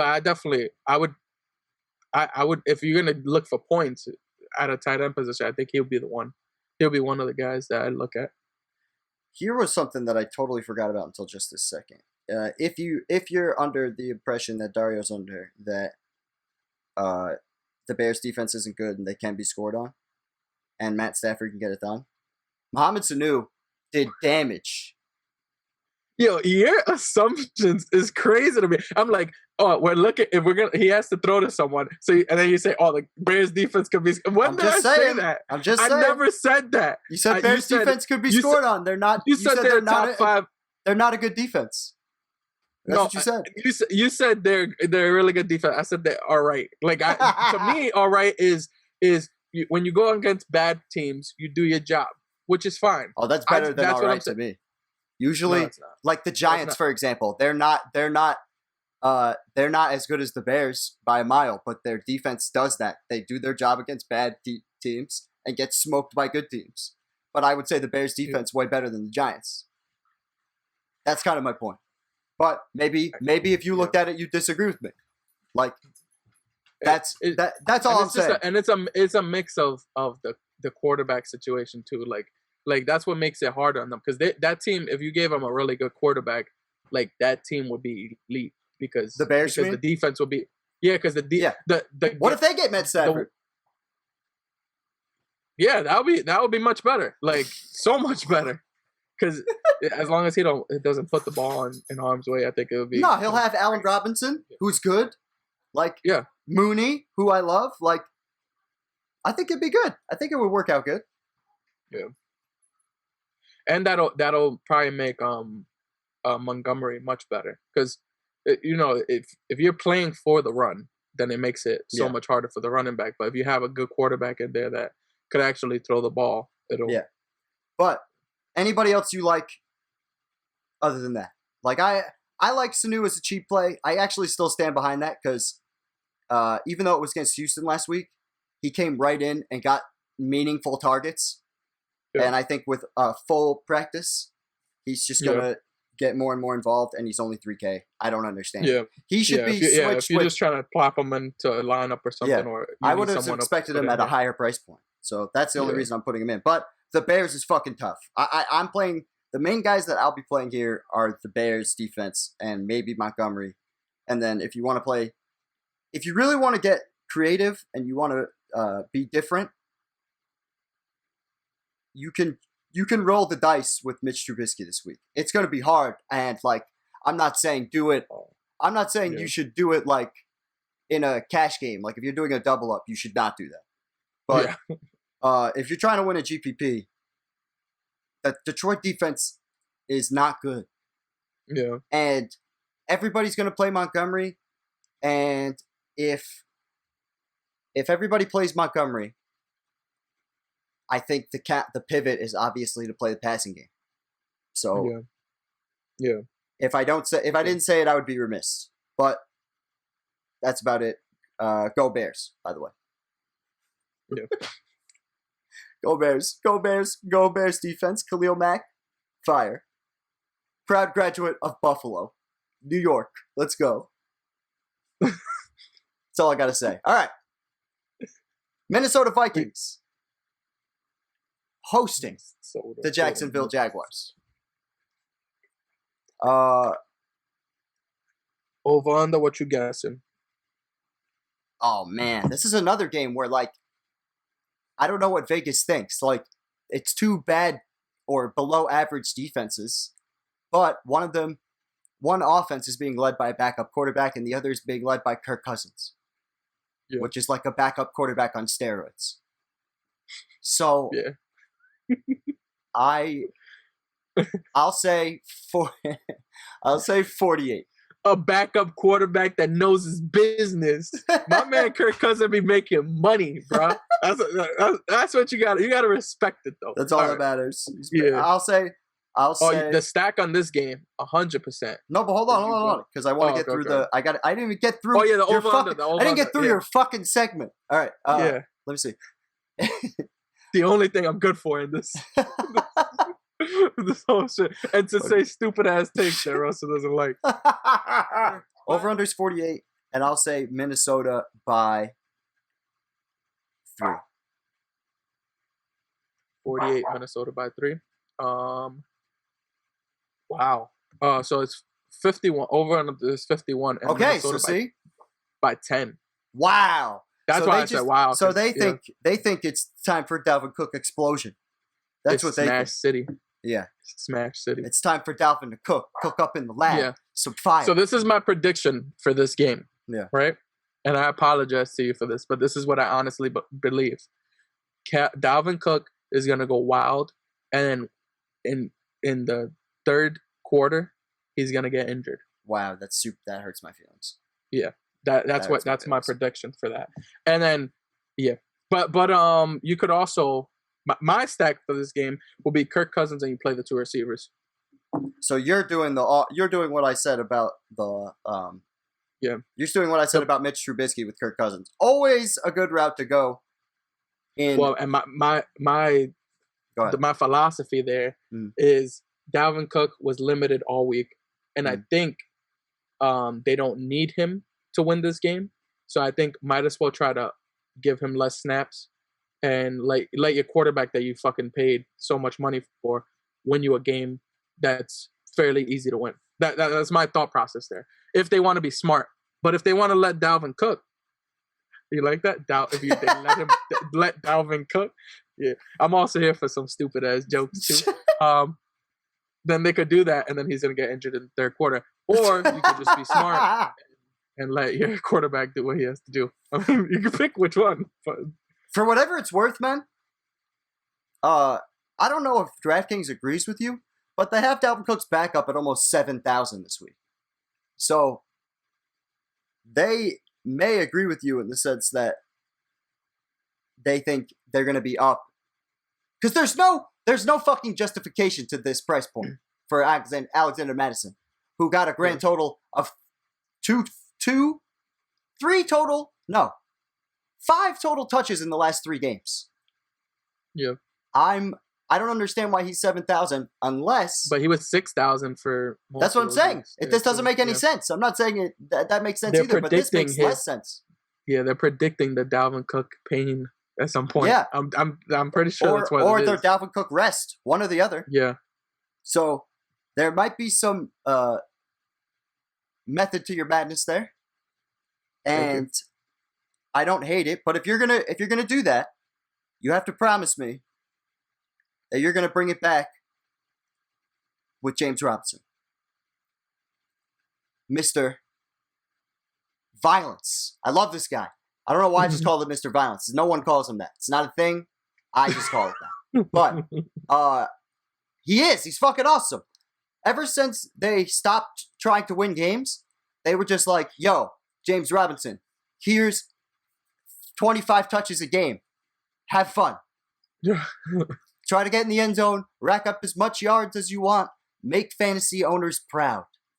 Yeah. And I don't see any reason for that to not continue against a team in Minnesota that has been shaky defensively all season. Yeah. Random value from this game. I feel like I have one random value guy every single game. Your mans? No.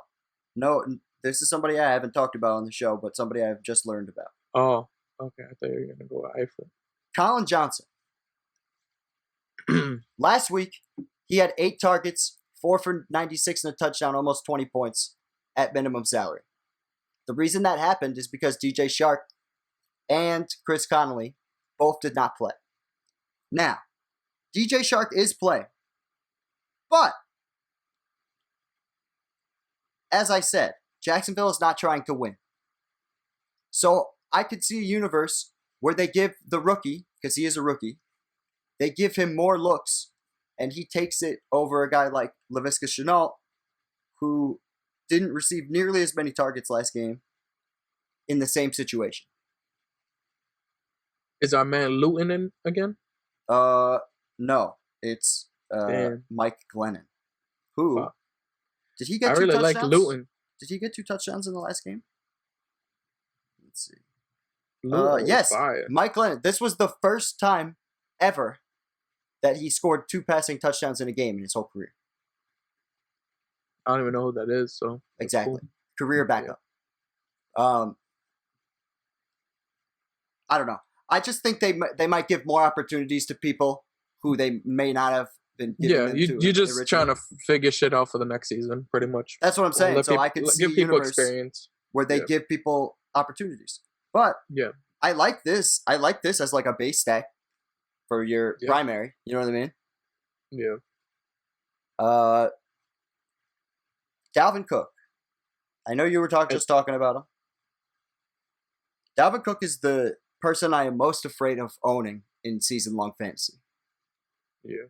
He's got the Bears, he's got Tampa Bay, and he's got New Orleans in the playoffs. All really pretty decent run defenses. Basically, fuck my ass is the essential analysis of that. Now, they have to win out, correct? Yeah. So in order for them to make the playoffs, yeah. So he's not gonna not get the ball. Yeah. But he does get hurt every fucking game. Mm-hmm. And every time it just looks like it's like, oh, is it happening now? Yeah. Is it happening now? Is it gonna happen now? And I just feel like having him on my team, I feel just like it's just a matter of time before I get fucked and he's done. Because it's already happened. I had Will Fuller on my team. He already got suspended. Yep. And I have Devontae Adams and Dalvin Cook. Now, Devontae Adams, I feel, is consistent. But Dalvin Cook, he's got horrific matchups. And I am terrified. And the matter of time, bro, is third quarter of this game. But, just remember. But if you're wrong, this is the last game he will smash this season.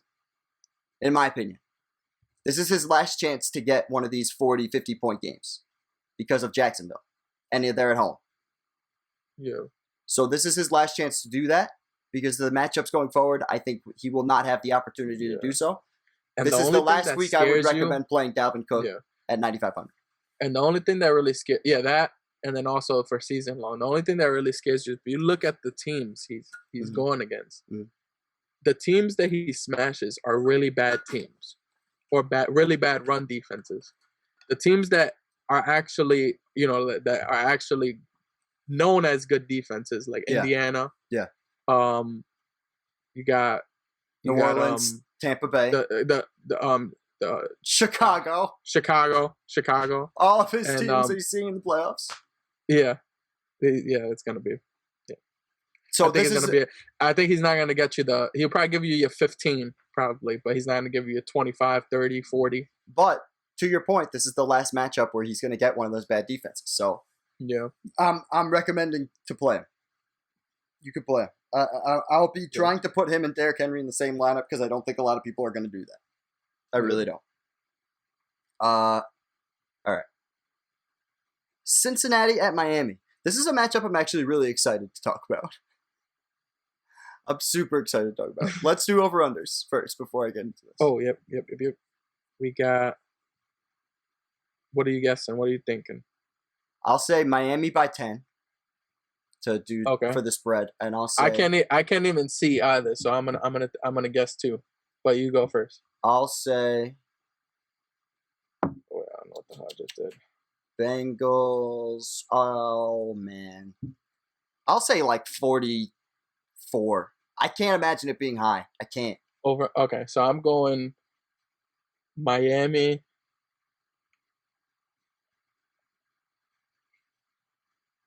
I like Miami by 10 sounds good. That's what I'm saying. It's the Bengals, and they're at home.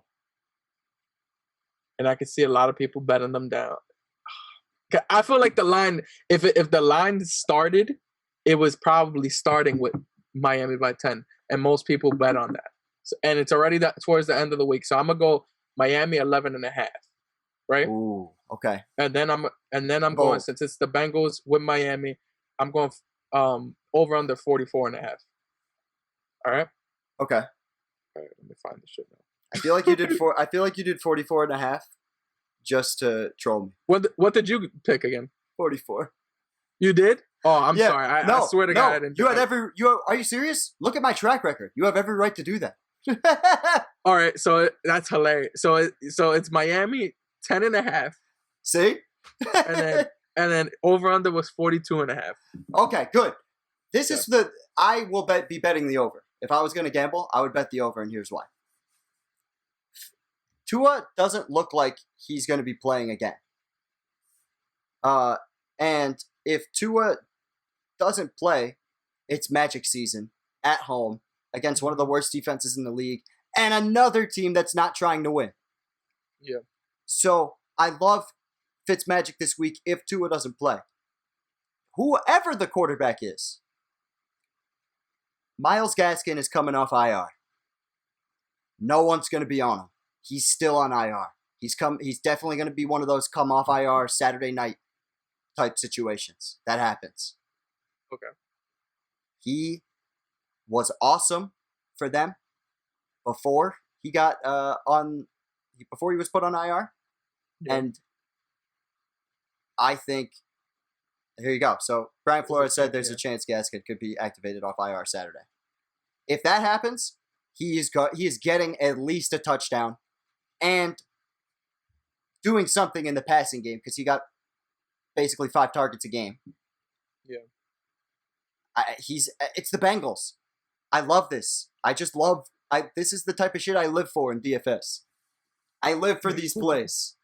These cheap plays where people are scared to play them because of injury reserve, but you just look at the roster and you say, no one's taking the job over him. No one's taking the looks. It's the same thing that happened with Austin Eckler last week. Look at how many people they have on IR here and COVID-19 list. Look at this. Doubtful. Matt Breida just went to the COVID-19 list today. Patrick Laird hasn't played all season. He's going to get the workload. Yeah. He's getting it all back. And so if Tua plays, I think I love it even more because I hate Tua. And I think Gaskin should just get the ball 20 times. Yeah. And if Fitzmagic plays, sick. Yeah, well, that's the other thing. But if Fitzmagic plays, sick. I know exactly what I'm getting. Yeah. So I love it. So would you stack, so you just stacking Fitzmagic and Gaskin, or you not? I'd like to stack with Fitzmagic and Parker. If Fitzmagic plays, this is super important. Yeah. If Fitzmagic plays, this is what I'll go with. And then I'll try to fit their defense in there because they still score points even with their defense. So it doesn't matter. Yeah. And I'm going to play their defense. 4,400 to me is not enough in this matchup. Dolphins defense have proven their worth to be. Thank you. I have them I'm playing them this week. Yeah. In my season. I've had them since they played the Jets the first time. Yeah. And it's been a fun ride watching this defense grow. They have this blonde guy who looks like Clay Matthews. His name's Van Ginkel. He's fire. He's fun to watch. And they're just fucking awesome. And the one thing that they do for sure is beat up on shitty teams. Yeah, and I like that. And so I'll be playing the Dolphins defense with no Bengals. With no Bengals. Oh, no Bengals at all? No, fuck all of them. I don't trust Ryan Finley. I hate Gio Bernard. I love the Dolphins defense, and I'm not going to be stupid enough to stack. This is what's called an onslaught. Yeah. Especially since Miami has to keep winning. Just keep on winning. They have to. So. There's a chance they can win the division. Yeah. But if Tua plays, I'm just scared because I just think Tua is bad. Truth be told, I don't think he's truly injured. I hope you're right. I think that they're doing it to save him, to protect him. Yeah. They should. I don't think they think he's ready. And, we talked about it when it happened, man. Yeah. You cannot tell guys on a football team who have a chance to win, sorry, we're trying. Like you cannot do that. Especially like the morale.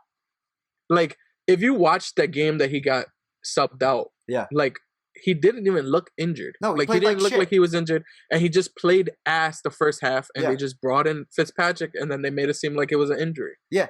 They said after the game he did have a minor injury, but it was mainly due to performance. Flores did say that. Yeah. But then afterwards he said that he was going to be the starting quarterback. I know, because he's trying to stick to his word. But like, you know what?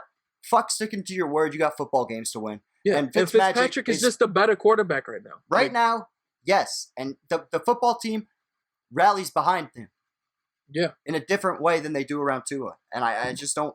I don't think it's fair to that football team. And you put too much on the defense too. Like they were relying on the defense way too heavy when they didn't need to. They have guys that they could do well. Yeah, so, they have stars. Devontae Parker lit up the Defensive Player of the Year last year. Yep.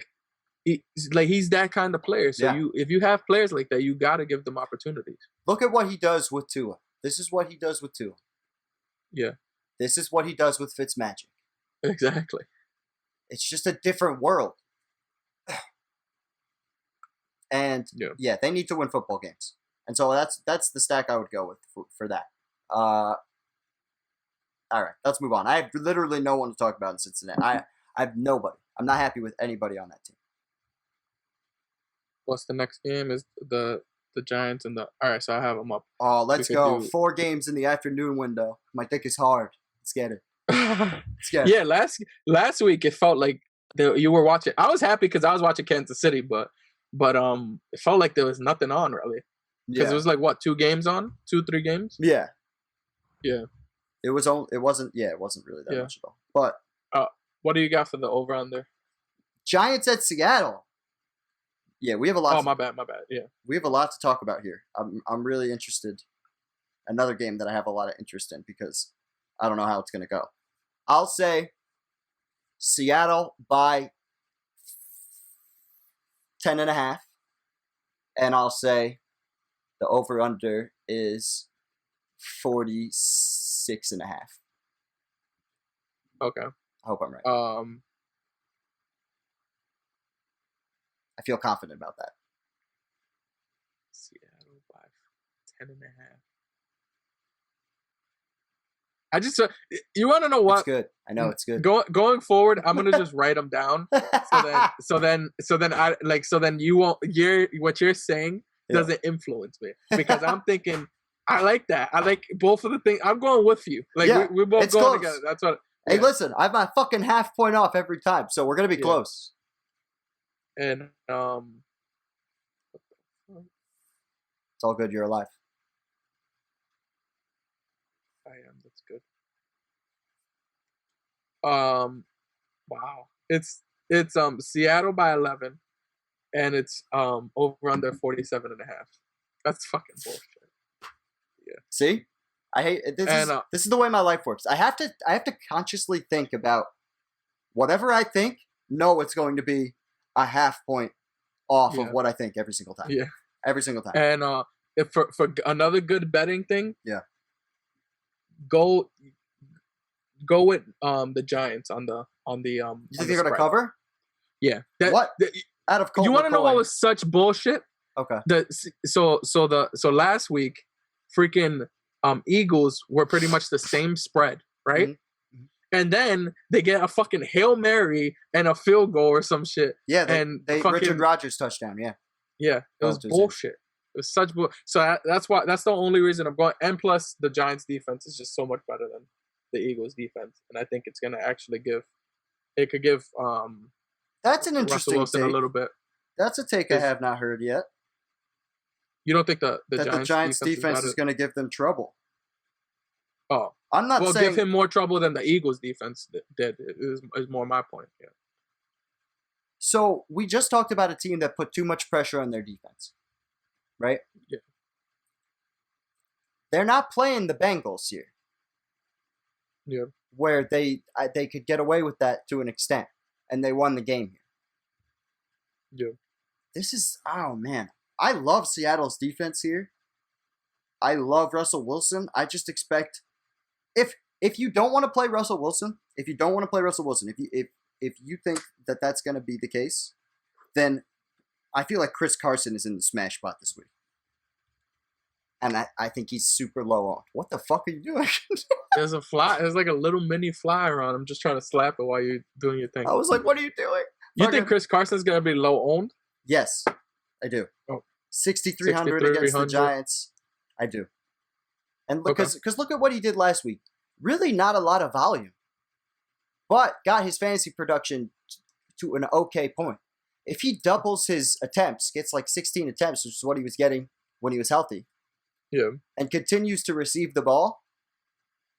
I love Carson at 6,300. I just think there's other guys. I just think they're going to work him back in. That's the only thing, is they're working him back in. Yeah. And Hyde has also been playing pretty decent. So. Yeah, no, that's definitely true. Yeah. I saw that. Where is he?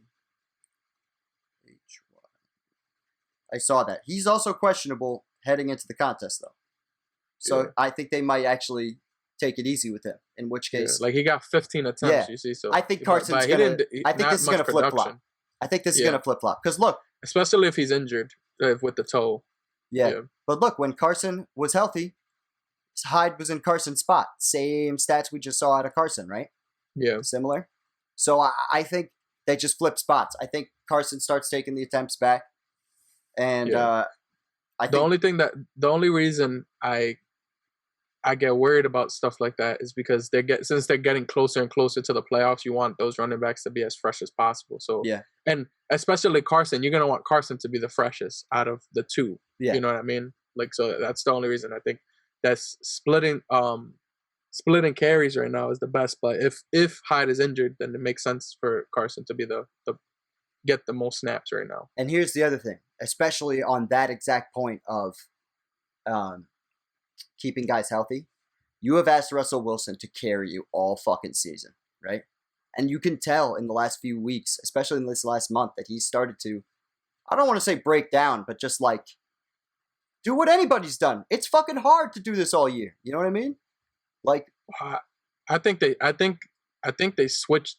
It might have been closer to maybe the Rams game. Mm-hmm. They started switching their method. I think they went back towards what they were doing last year, where they were having the running the ball more, or having it more of a balanced offense versus because pretty much what they did, like last year, it was more so run heavy, less passing, and then now it's like, and then in the beginning of the season, it was more pass heavy, less running, and then now I feel like they're trying to balance it a little more. Well, I think that's fair to say in maybe a couple of these games. But, I mean, Russ sucked against the Rams. And he did okay against Arizona, but not nearly the same game that he had a few weeks prior. You know what I mean? Yeah. Like, they changed as soon as they lost that first game to Arizona. Since then, he's had games, right? Like, they scored against Buffalo, but that was a really crazy game. Josh Allen just destroyed them. But since they got the defensive guys back on the line, like Carlos Dunlap, I think I just worry. I don't know, like you were just saying with asking guys to be healthy, I just think they're trying to protect Russ a little bit and maybe not ask him to, because look at the attempts. The attempts have gone way down, much like you were saying with balancing it out. Yeah. I just don't think you can ask a guy to do all that. Having said that, I'll be playing DK Metcalf. I feel you. So my biases just say, you see how you just said you can't ask a guy to do that? Yeah. Well, 2 years ago they asked a guy to do that, and he threw 50 touchdowns with 10 interceptions. Here we go. Won an MVP and almost went to the Super Bowl. It's a totally different situation. No, I just think it's a totally different quarterback. That's why. Okay. We could talk. It's a totally. This is not what this show is about. No, but if y'all want to hear us start talking about some football, y'all let us know in the comments and like, comment, subscribe, please. Please, I'm begging you. I'll pay you. I'll pay you money. Please. Just click the button. Russ is really good at like flipping shit. You see, like I said it in a very nice way, chill, and he just wants to make it seem like I'm begging y'all with pains and shit. I ain't no bum on the street. If y'all don't want to subscribe, y'all don't got to, but just do it. Cause if y'all stopping by every week saying hi, like might as well subscribe. I love it. Shameless plug. But are you not playing DK Metcalf? Nah, I'm going to Tyler Lockett this week. Ah, okay. Yeah. And you want to know my reasoning? Yes. I'm going against DK this week, and I don't believe in him.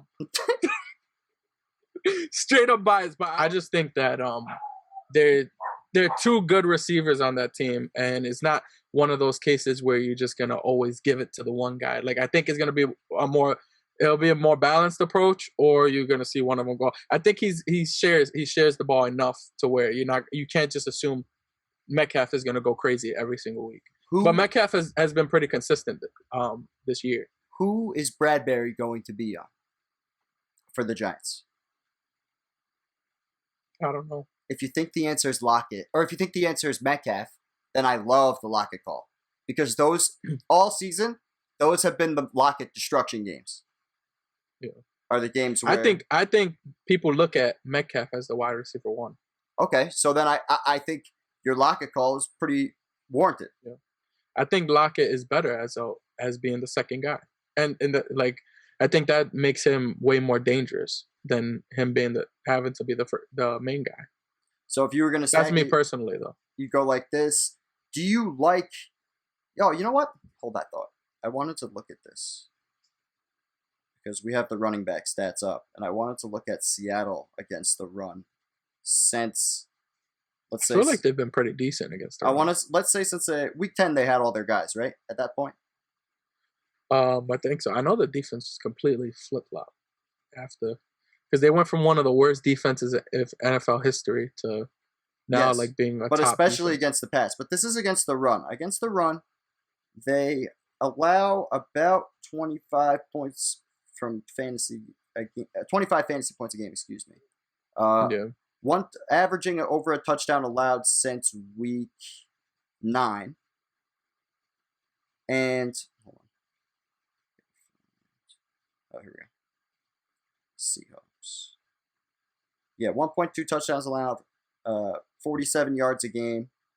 And from a passing perspective, letting up over 5 catches a game for 50 yards. So they let up points from the back. And here's why I'm bringing that up specifically. Wayne motherfucking Gallman has been awesome for his value since he got the starting role. Yeah. Touchdowns in every single game. Receptions, not like a super amount of receptions, but still, but they're enough to justify. Floor. He is the goal. He gets every single touch at the goal line. And he's a guaranteed 15 points for 5,600, which isn't terrible. If you're trying to stack, if you're just trying to do it like this would be a skinnier stack. But I'm just looking for guys to bring it back with because I do think Seattle's not going to shut them out. And I think Gallman's going to get even more touches with Colt McCoy and starting. Yeah. So I really like that. I've been wanting to play Will Disley, but I just can't do it. He just never gets any good enough looks. But I remember, and he has the talent. Like that's the part that's most frustrating. The Achilles injury just fucked him. Yeah. And I think it's also the emergence of Metcalf. Like Metcalf wasn't. Yeah. That's so true. It's kind of like why throw it to him if you got Metcalf? I miss that guy. He was so good. Yeah. Fucking all right. Let's move on. Next game. We got The Rams at Arizona, a fabled NFC West division matchup. These games all season have been awesome. Every single division game in the NFC West has been super fucking entertaining. Oh, facts. Over under, it's got to be 55. Okay. And I'll take. Oh man, I don't know. I'll say Cardinals by 3, only because they're at home though. Okay. I already saw the score, so I'm not gonna do that one. But I'm going. I didn't see the over under. I'm going under 50 because lately both teams have been. I think they're taking into consideration that Arizona, their quarterback isn't 100%, and the Rams defense, and then also they just probably don't trust Jared Goff. So I'm going 48. Okay. And we got yo, I swear it was 48. Yeah. And it was 2.5 was the over. For who? Arizona? Oh no, it's the Rams 2.5. Wow. When you said 3, did you have Arizona 3? Yeah. Because when you said 3, I was like, damn, if he would have went half point less. But because I only really picked Arizona because they're at home. Like, if this was at the Rams, I would have said Rams by 3. I think they're really taking into consideration his injury because he hasn't been the same since his injury. Yeah, but he hasn't practiced fully until this Thursday, and he's practiced fully today and yesterday. Okay. And I always take that shit into consideration. If you practice in full, you're good to play. That's how I feel about it. Oh, he got injured versus Seattle. Yeah. Yeah. And New England is New England. They're not great, but like, I don't know. I'm not surprised he didn't have an awesome game against. Yeah. It doesn't really shock me on the road traveling across the country to play New England. Yeah. But and it's also Bill Belichick just played a quarterback very similar in Lamar. He has a much better arm than Lamar, but knowing that he had a shoulder, and knowing that he had a shoulder injury and shit like that, like I could see him playing him very similar to Lamar, so that makes sense. Probably. So the Rams have an excellent defense. However, Kyler, it really just comes down to this. Is Kyler going to stop running? I think so. I think the attempts are going to be around 5. Then in my opinion, and this might be a hot take, they're completely done. They have no chance of making the playoffs. They're going to lose. And with no exaggeration, they will lose every single game. Every single game. I'm going to say it the third time. They're going to lose every single game if you can't get this guy running the ball again. Because that's what led them to success. You think every single game moving forward they'll lose? Every single game.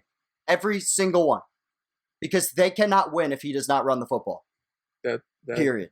Actually, I think they have a tough schedule too. So they got the Rams, they got Giants, they got Philly. So those two, they lose to the Giants. I don't care who the quarterback is. That's what I was gonna say. I think the Giants would be the tougher match. I think they could win against Philly, but then San Francisco, I could see them losing because of that. And then they go against the Rams again, and they're gonna play. They're in the hardest division. Yeah, exactly. Like I agree with that because I think that was I thought they were gonna miss the playoffs because of this. Yeah, that's concerning. If you told me he was getting, let's go back to Kyler for a second. If you told me he was getting 170 yards with no touchdowns and interception, but was still getting me the 11 attempts for 60 some odd yards and a touchdown, from a fantasy perspective, I'm still good with that. Yeah, I'm still totally fine with that. But I can't justify it at all. I just don't think they have any chance to win any of these games against good competition unless this dude's running the football. Having said that, him being a decoy from a fantasy perspective helps one guy and one guy only. We talked about him to start our show, and it is Mr. Kenyon Drake. Helps him out immensely. Because, as I was saying with the read option, when Kyler chooses not to run, Kenyon Drake reaps the touchdown benefits, and all the touchdowns go to him because he's the goal line back. It's really interesting. And it really sets Kenyon Drake up to have a really nice fantasy playoffs in the coming weeks. But we are talking about the Rams, and I do think Arizona is going to score points because they've scored points all season. So I love Kenyon Drake this week at 5,700.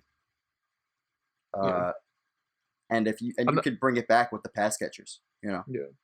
Another thing that sucks with Kyler Murray is he's put in such a weird predicament right now because his best thing is his legs mixed with his pretty decent arm.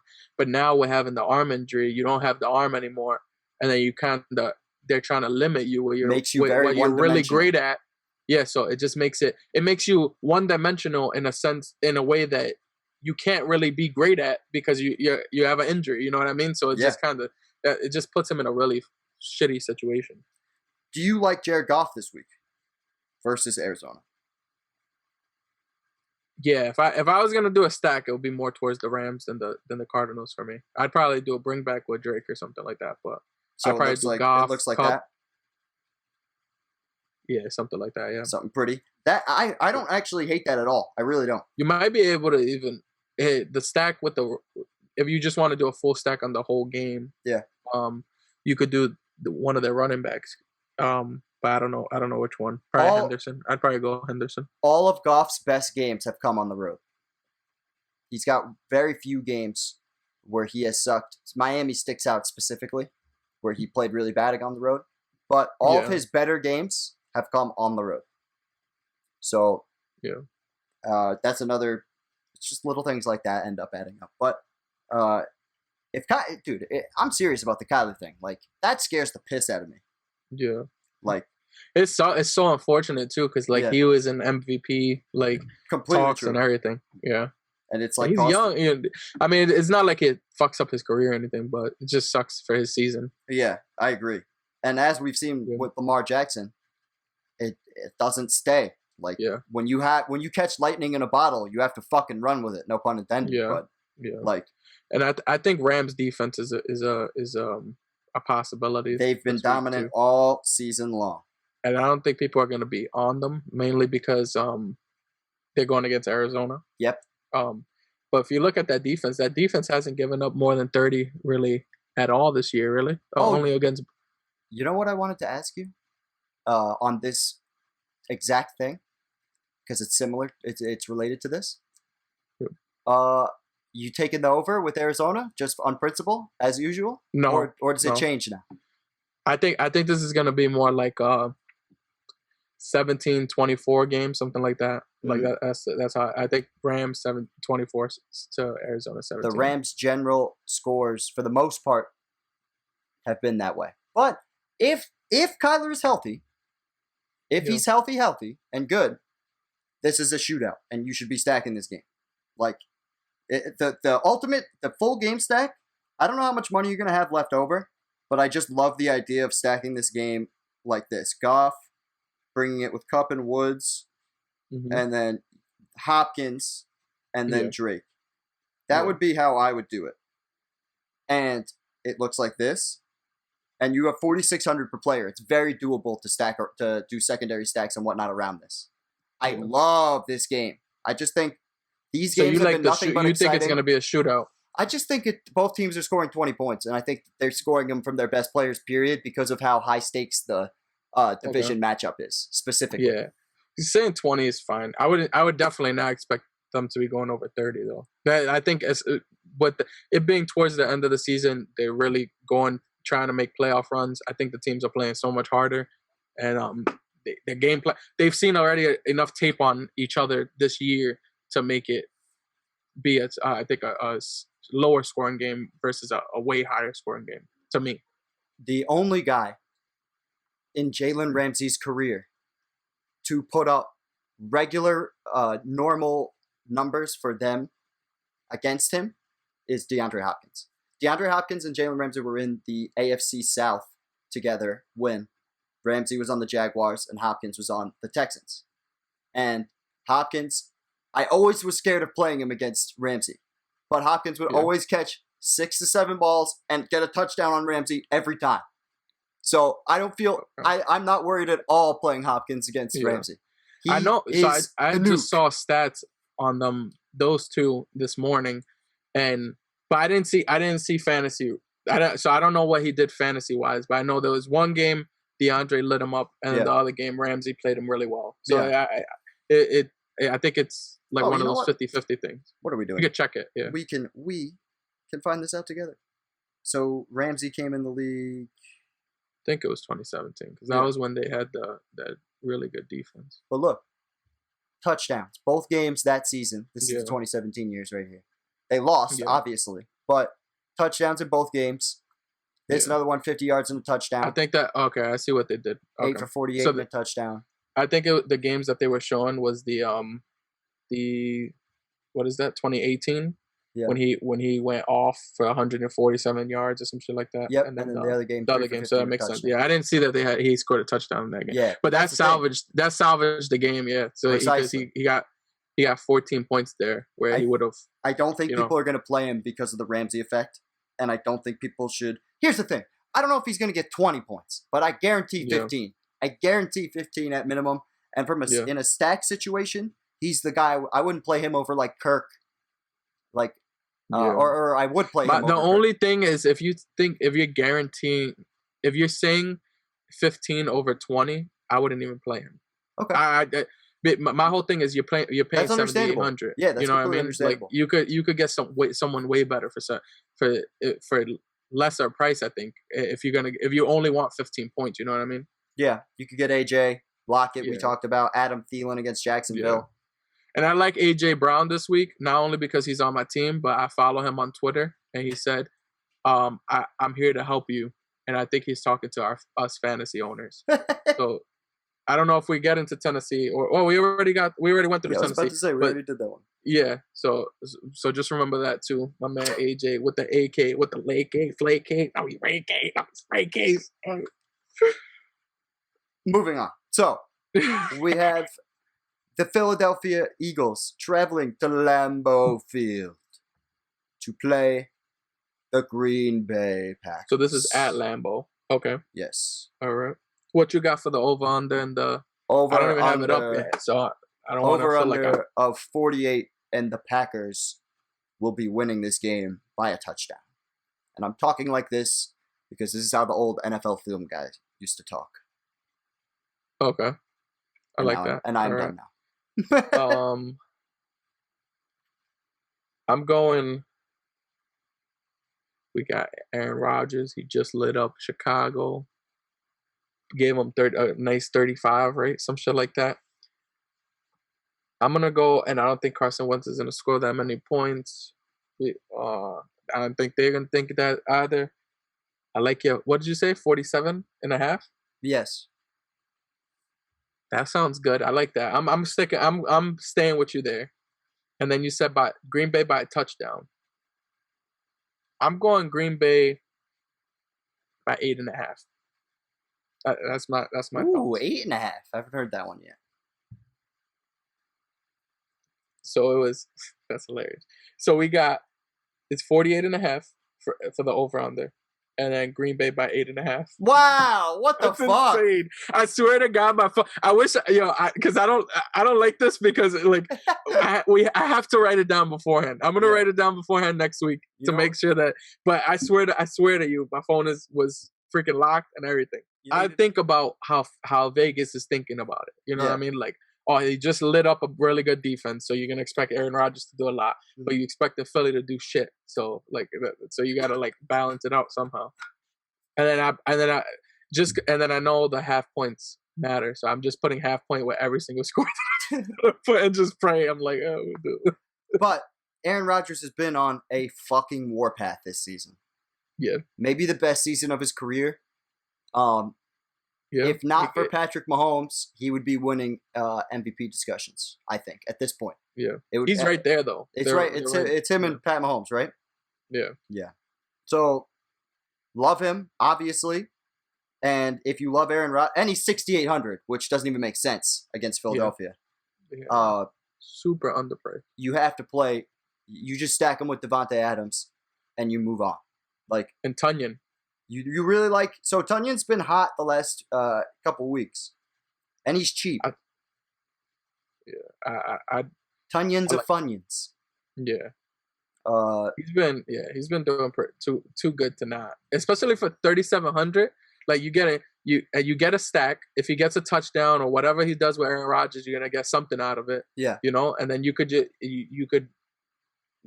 gives you more leverage to do something else. You know what I mean? Like you're going lower on tight end. So Who's your bring back? damn, that sucks because I would have said Goddard. You could still do that. You could still I do it. guess as a flex, but I don't know. I like Goddard as a tight, like for the tight end spot versus a flex. So then that's why. So then leave it like this. Just don't play Tanyan, or if you want, play double tight end. It's always uncommon to do double tight end. Not many people do that. And Goddard's been doing pretty good the last 2 weeks. So and whenever Goddard is healthy and Zach Ertz are healthy, Goddard, like the beginning of the season, has opportunities to explode. Yeah. So the tight ends are always usable when Carson Wentz is the quarterback. Yeah. Yeah. And that's why we don't give a shit about the little number 6, the 6 against opponent. We don't care about that because Carson Wentz is going to throw them to them anyways. Yes. Having said that, I would definitely play the Packers D because Carson Wentz likes to also throw to the opposing team, which is good for us. And the Packers passing defense in general is it's pretty much elite. It's pretty good. I really like it. As long as Jair Alexander plays, they play well. Do you think this could be a trap game though? The game means so much more to Philly than it does to Green Bay.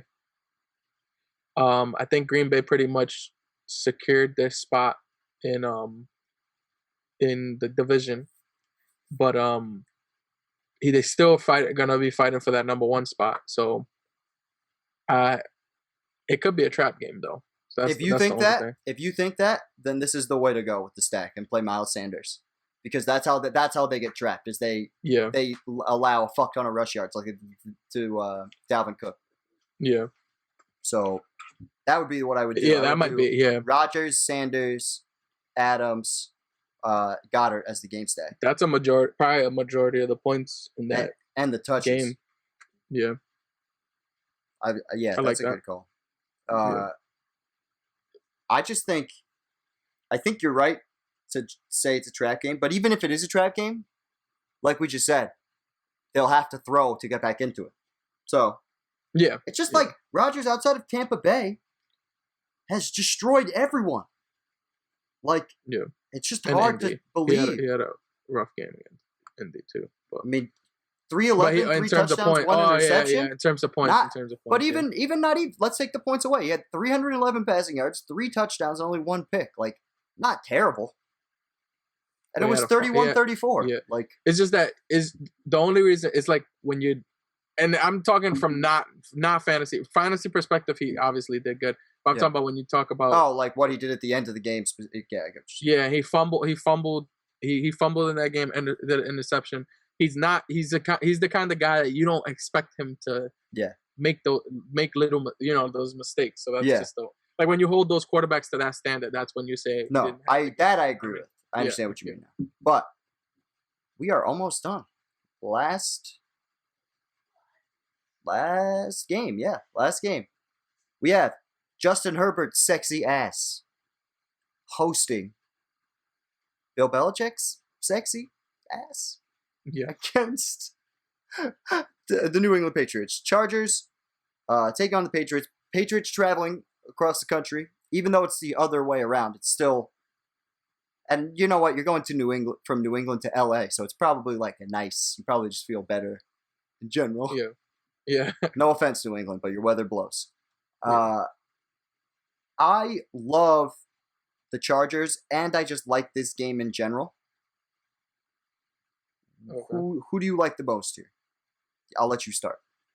Do we want to do over on this first? Oh yeah, go ahead. So, I'll go first this time. Go first.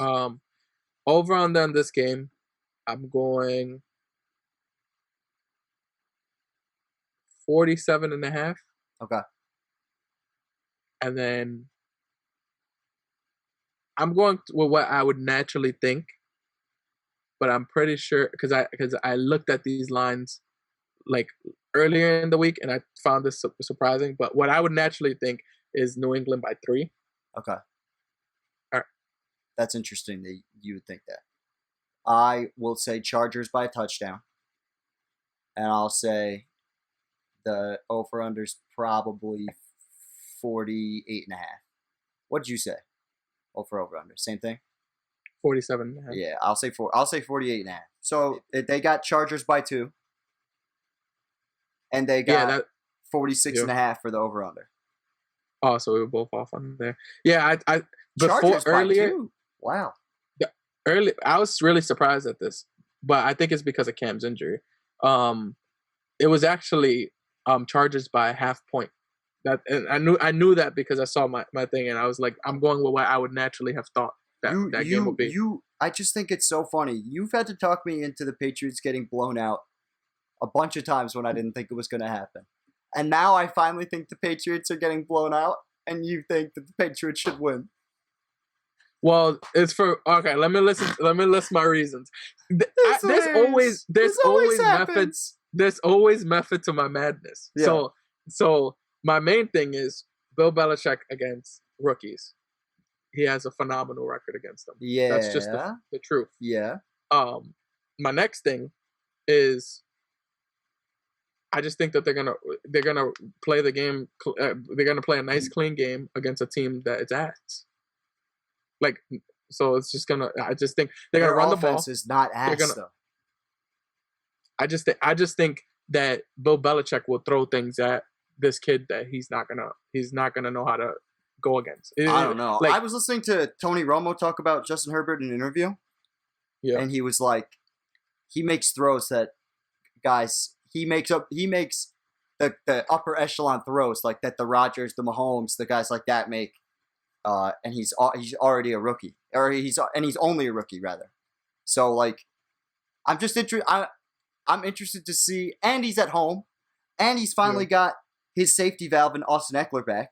16 targets last week for him, 11 catches for 85 yards for Eckler. So, giving you a really nice Kamara day. Yeah. Love it. Definitely think you're going to see more of that in this game. And Keenan Allen, the target monster. 10 targets for him. That's who you stack these guys with. And I just don't see, at least from a statistical standpoint, he's going to get his numbers. Yeah. In terms of points, like I think that all the guys that you'd expect to get their points will get it. And my thing is, I just don't know where the points from the Patriots are coming from. Like, I know the Chargers' defense is very bad, I'll bring it back with a guy like James White. But I just see this being a very high-scoring affair, and if it's a high-scoring affair, I like Herbert and the Chargers. Maybe I'm nuts, but I definitely feel I could see they're definitely the more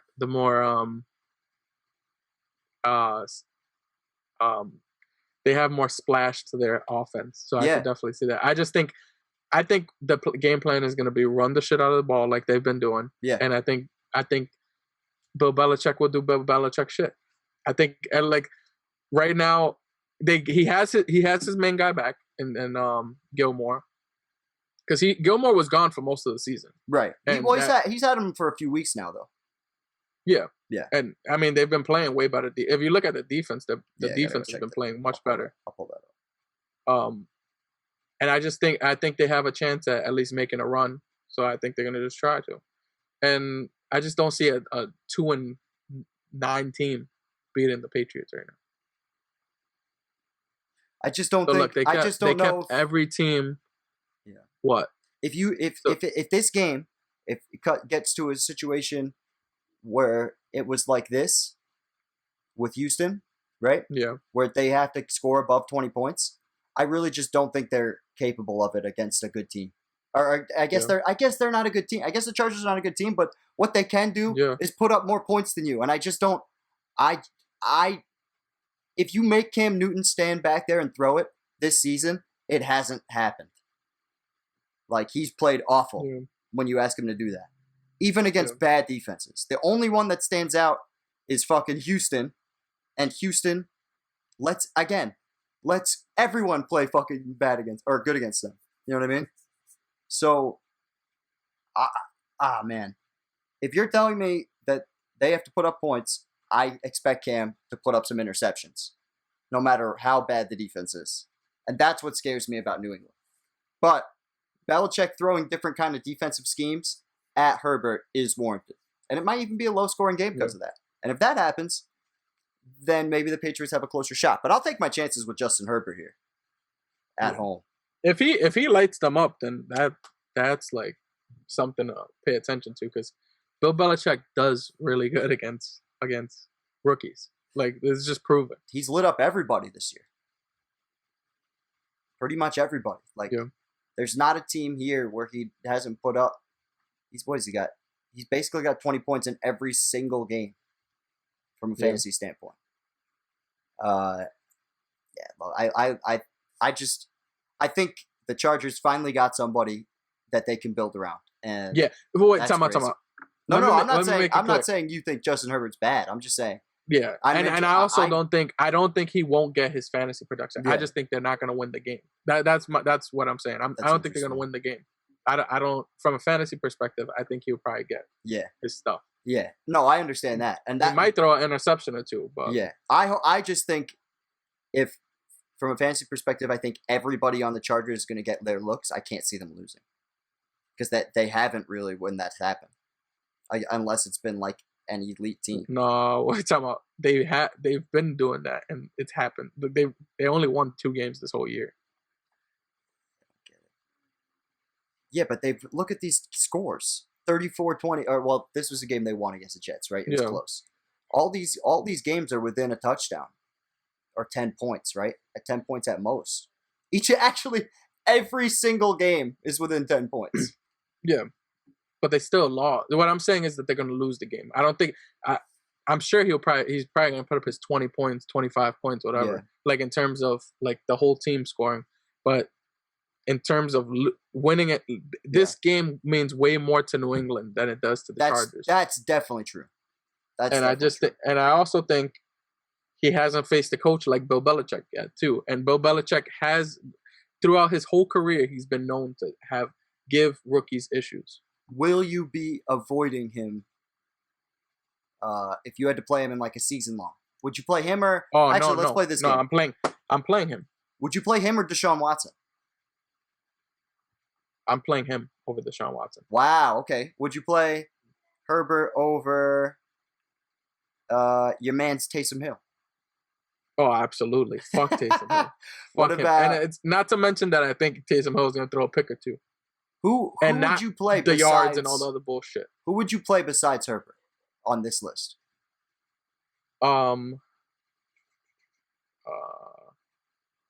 Quarterbacks I like. Well, it just depends on the team. I'm just saying quarterbacks you like more than Justin Herbert. Aaron Rodgers. Okay, that's one. Can we keep on? I'd play Kirk Cousins. Okay, that's two. I could see if Fitzmagic plays. I could see there being.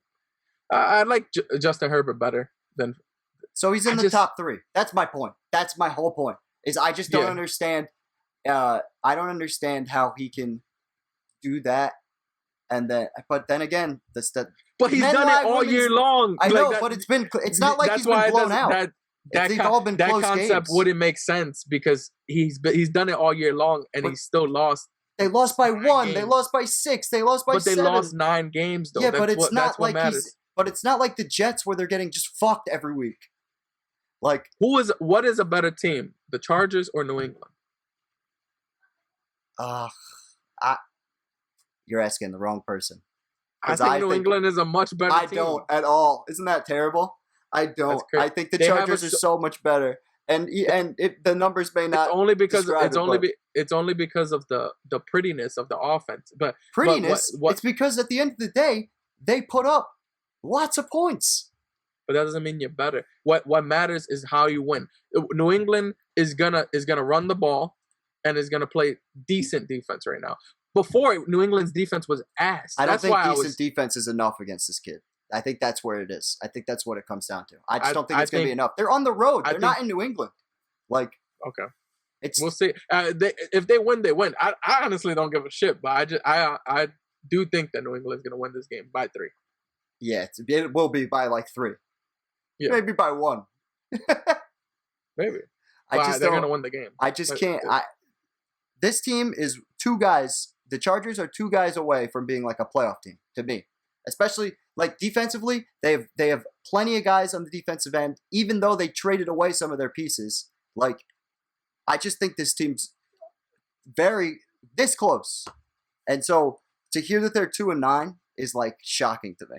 Like, I can't. It's hard to wrap my head around when you consider, like, especially because I watch them every week and they are in all these games. Like, it's not like they're being embarrassed in any way ever. They always make a comeback, or they're just in it. And it seems like they're in it to win it, but evidently the numbers don't lie.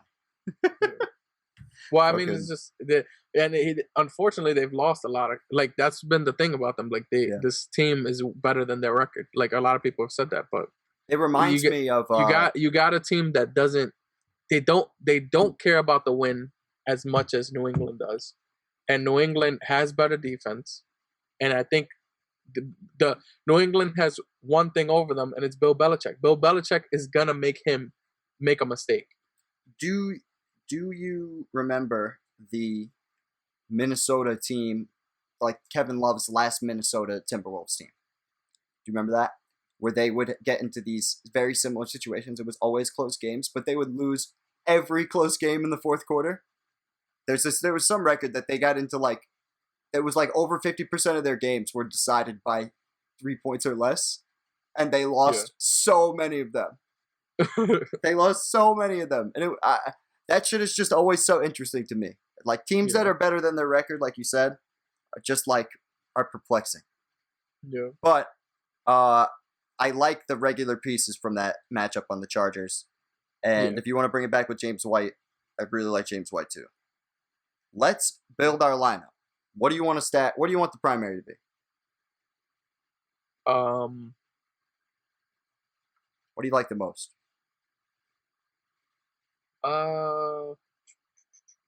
I'm thinking I'm stuck between Minnesota or the Cleveland and Tennessee game. Yeah. We could do little. We might be able to do it this stacks way. Between the two. Let's do. I like the primary of Cousins, Thielen, Jefferson, and then bring back with James Robinson. Now, this is where it gets tricky. No, this is where it gets expensive. You think that's where it gets expensive? I'm gonna try to do the secondary stack with Landry. It's just not enough. There's not enough money to do that. I was gonna say James Robinson being 7,300 just fucks me so hard. Yeah, but you got to take out Henry. Yeah, but that's the stat. But that's the primary, right? So we got 4,200 to fuck with. Where do you want to? Where do you want to look? What do you like? For a secondary.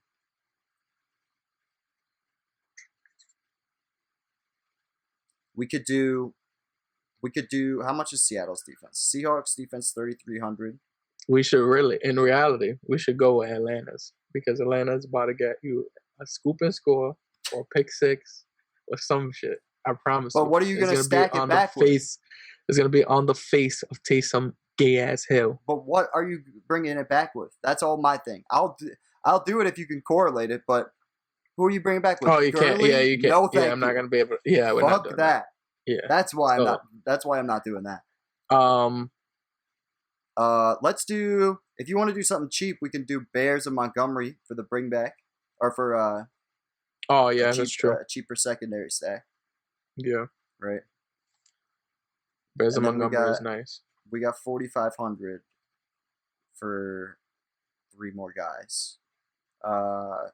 You could do. Oh, you can't do the. I wouldn't do. You want to do Tunyon? You like Tunyon? Yeah, you could do the Green Bay. You could do something with Green Bay. Maybe Tunyon and. I just don't like anybody but like Goddard or Sanders in Philly. Yeah, you're right. You know what I mean? You're right. I'd not disagree. Unless you want to put Goddard as the flex. So Irv Smith is. I mean, I don't want to play 2 tight ends. Yeah. Why not? Why not? No, fuck you, Zach Ertz. I can't. Yeah. I want to, but I can't. Oh, Jonnu and- Smith is out. That was something that we didn't talk about when we did this the first time. That makes. Oh yeah, because he was. That makes Mr. Anthony Ferkser absolutely playable. The last time he was out, he played against the Houston Texans, and he annihilated. Yeah. Wow. And he's $2,500. He's $2,500. This guy's completely capable of putting in work, but they only let him go off for passes when Jonnu doesn't play. Yeah. You could do. So if you want to do like a secondary stack for this game, we could do that, and then do like because that gives us a lot of money. You could put Landry in, and then we can get Jarvis because he's definitely going to get 10 targets. He's think 6,200. I feel confident in that. And then we got 4,800 for our flex. We got this is one of the ones I really like this week. Yeah. To do because I just think the Jets are going to let Ruggs run all over the field, everywhere he wants. Yeah. With no real issues. Now, we don't have anybody from the afternoon in this lineup, but I don't care because it's mostly correlated. And I think it's good. So, we have Kirk Cousins with Jefferson and Adam Thielen. Bringing it back with Mr. James Robinson. We have Mr. Slow Man himself, David Montgomery. Ever watch him run? Every time you watch him run and he gets a big break, it just seems like the defense is like jogging to catch up with him, like not trying hard at all. But Mr. Slowman himself. Then we have a secondary stack with Anthony Ferkser and Jarvis Landry, as well as the Bears defense and with Montgomery, right? And then for our boomer bust play, Mr. Henry Ruggs the third. One of these, the old Mello. Are you gonna start calling LaMelo Mello instead of Mello? Only if he deserves it. Well, you don't even think Mello deserves it. So that's what. No, but Mello, you missed what I said. If he deserves it, as in he starts shooting it, he blames everybody else for his problems. He doesn't win any games ever. He's just a giant excuse maker. Then I'll call him Mellow Ball all the time. But if he's like a normal player, if he plays well, if he plays with dignity and respect and wins a game, just one game, that'd be great. All right, guys. I'm sorry if you guys came here for football and you heard a little basketball rant there. But on that note, for Apex Greatness, I'm Russell Broderick. That's Dario Albuquerque. Which one? This way. Yeah, you got it. And we are saying peace. Fuck Taysom Hill!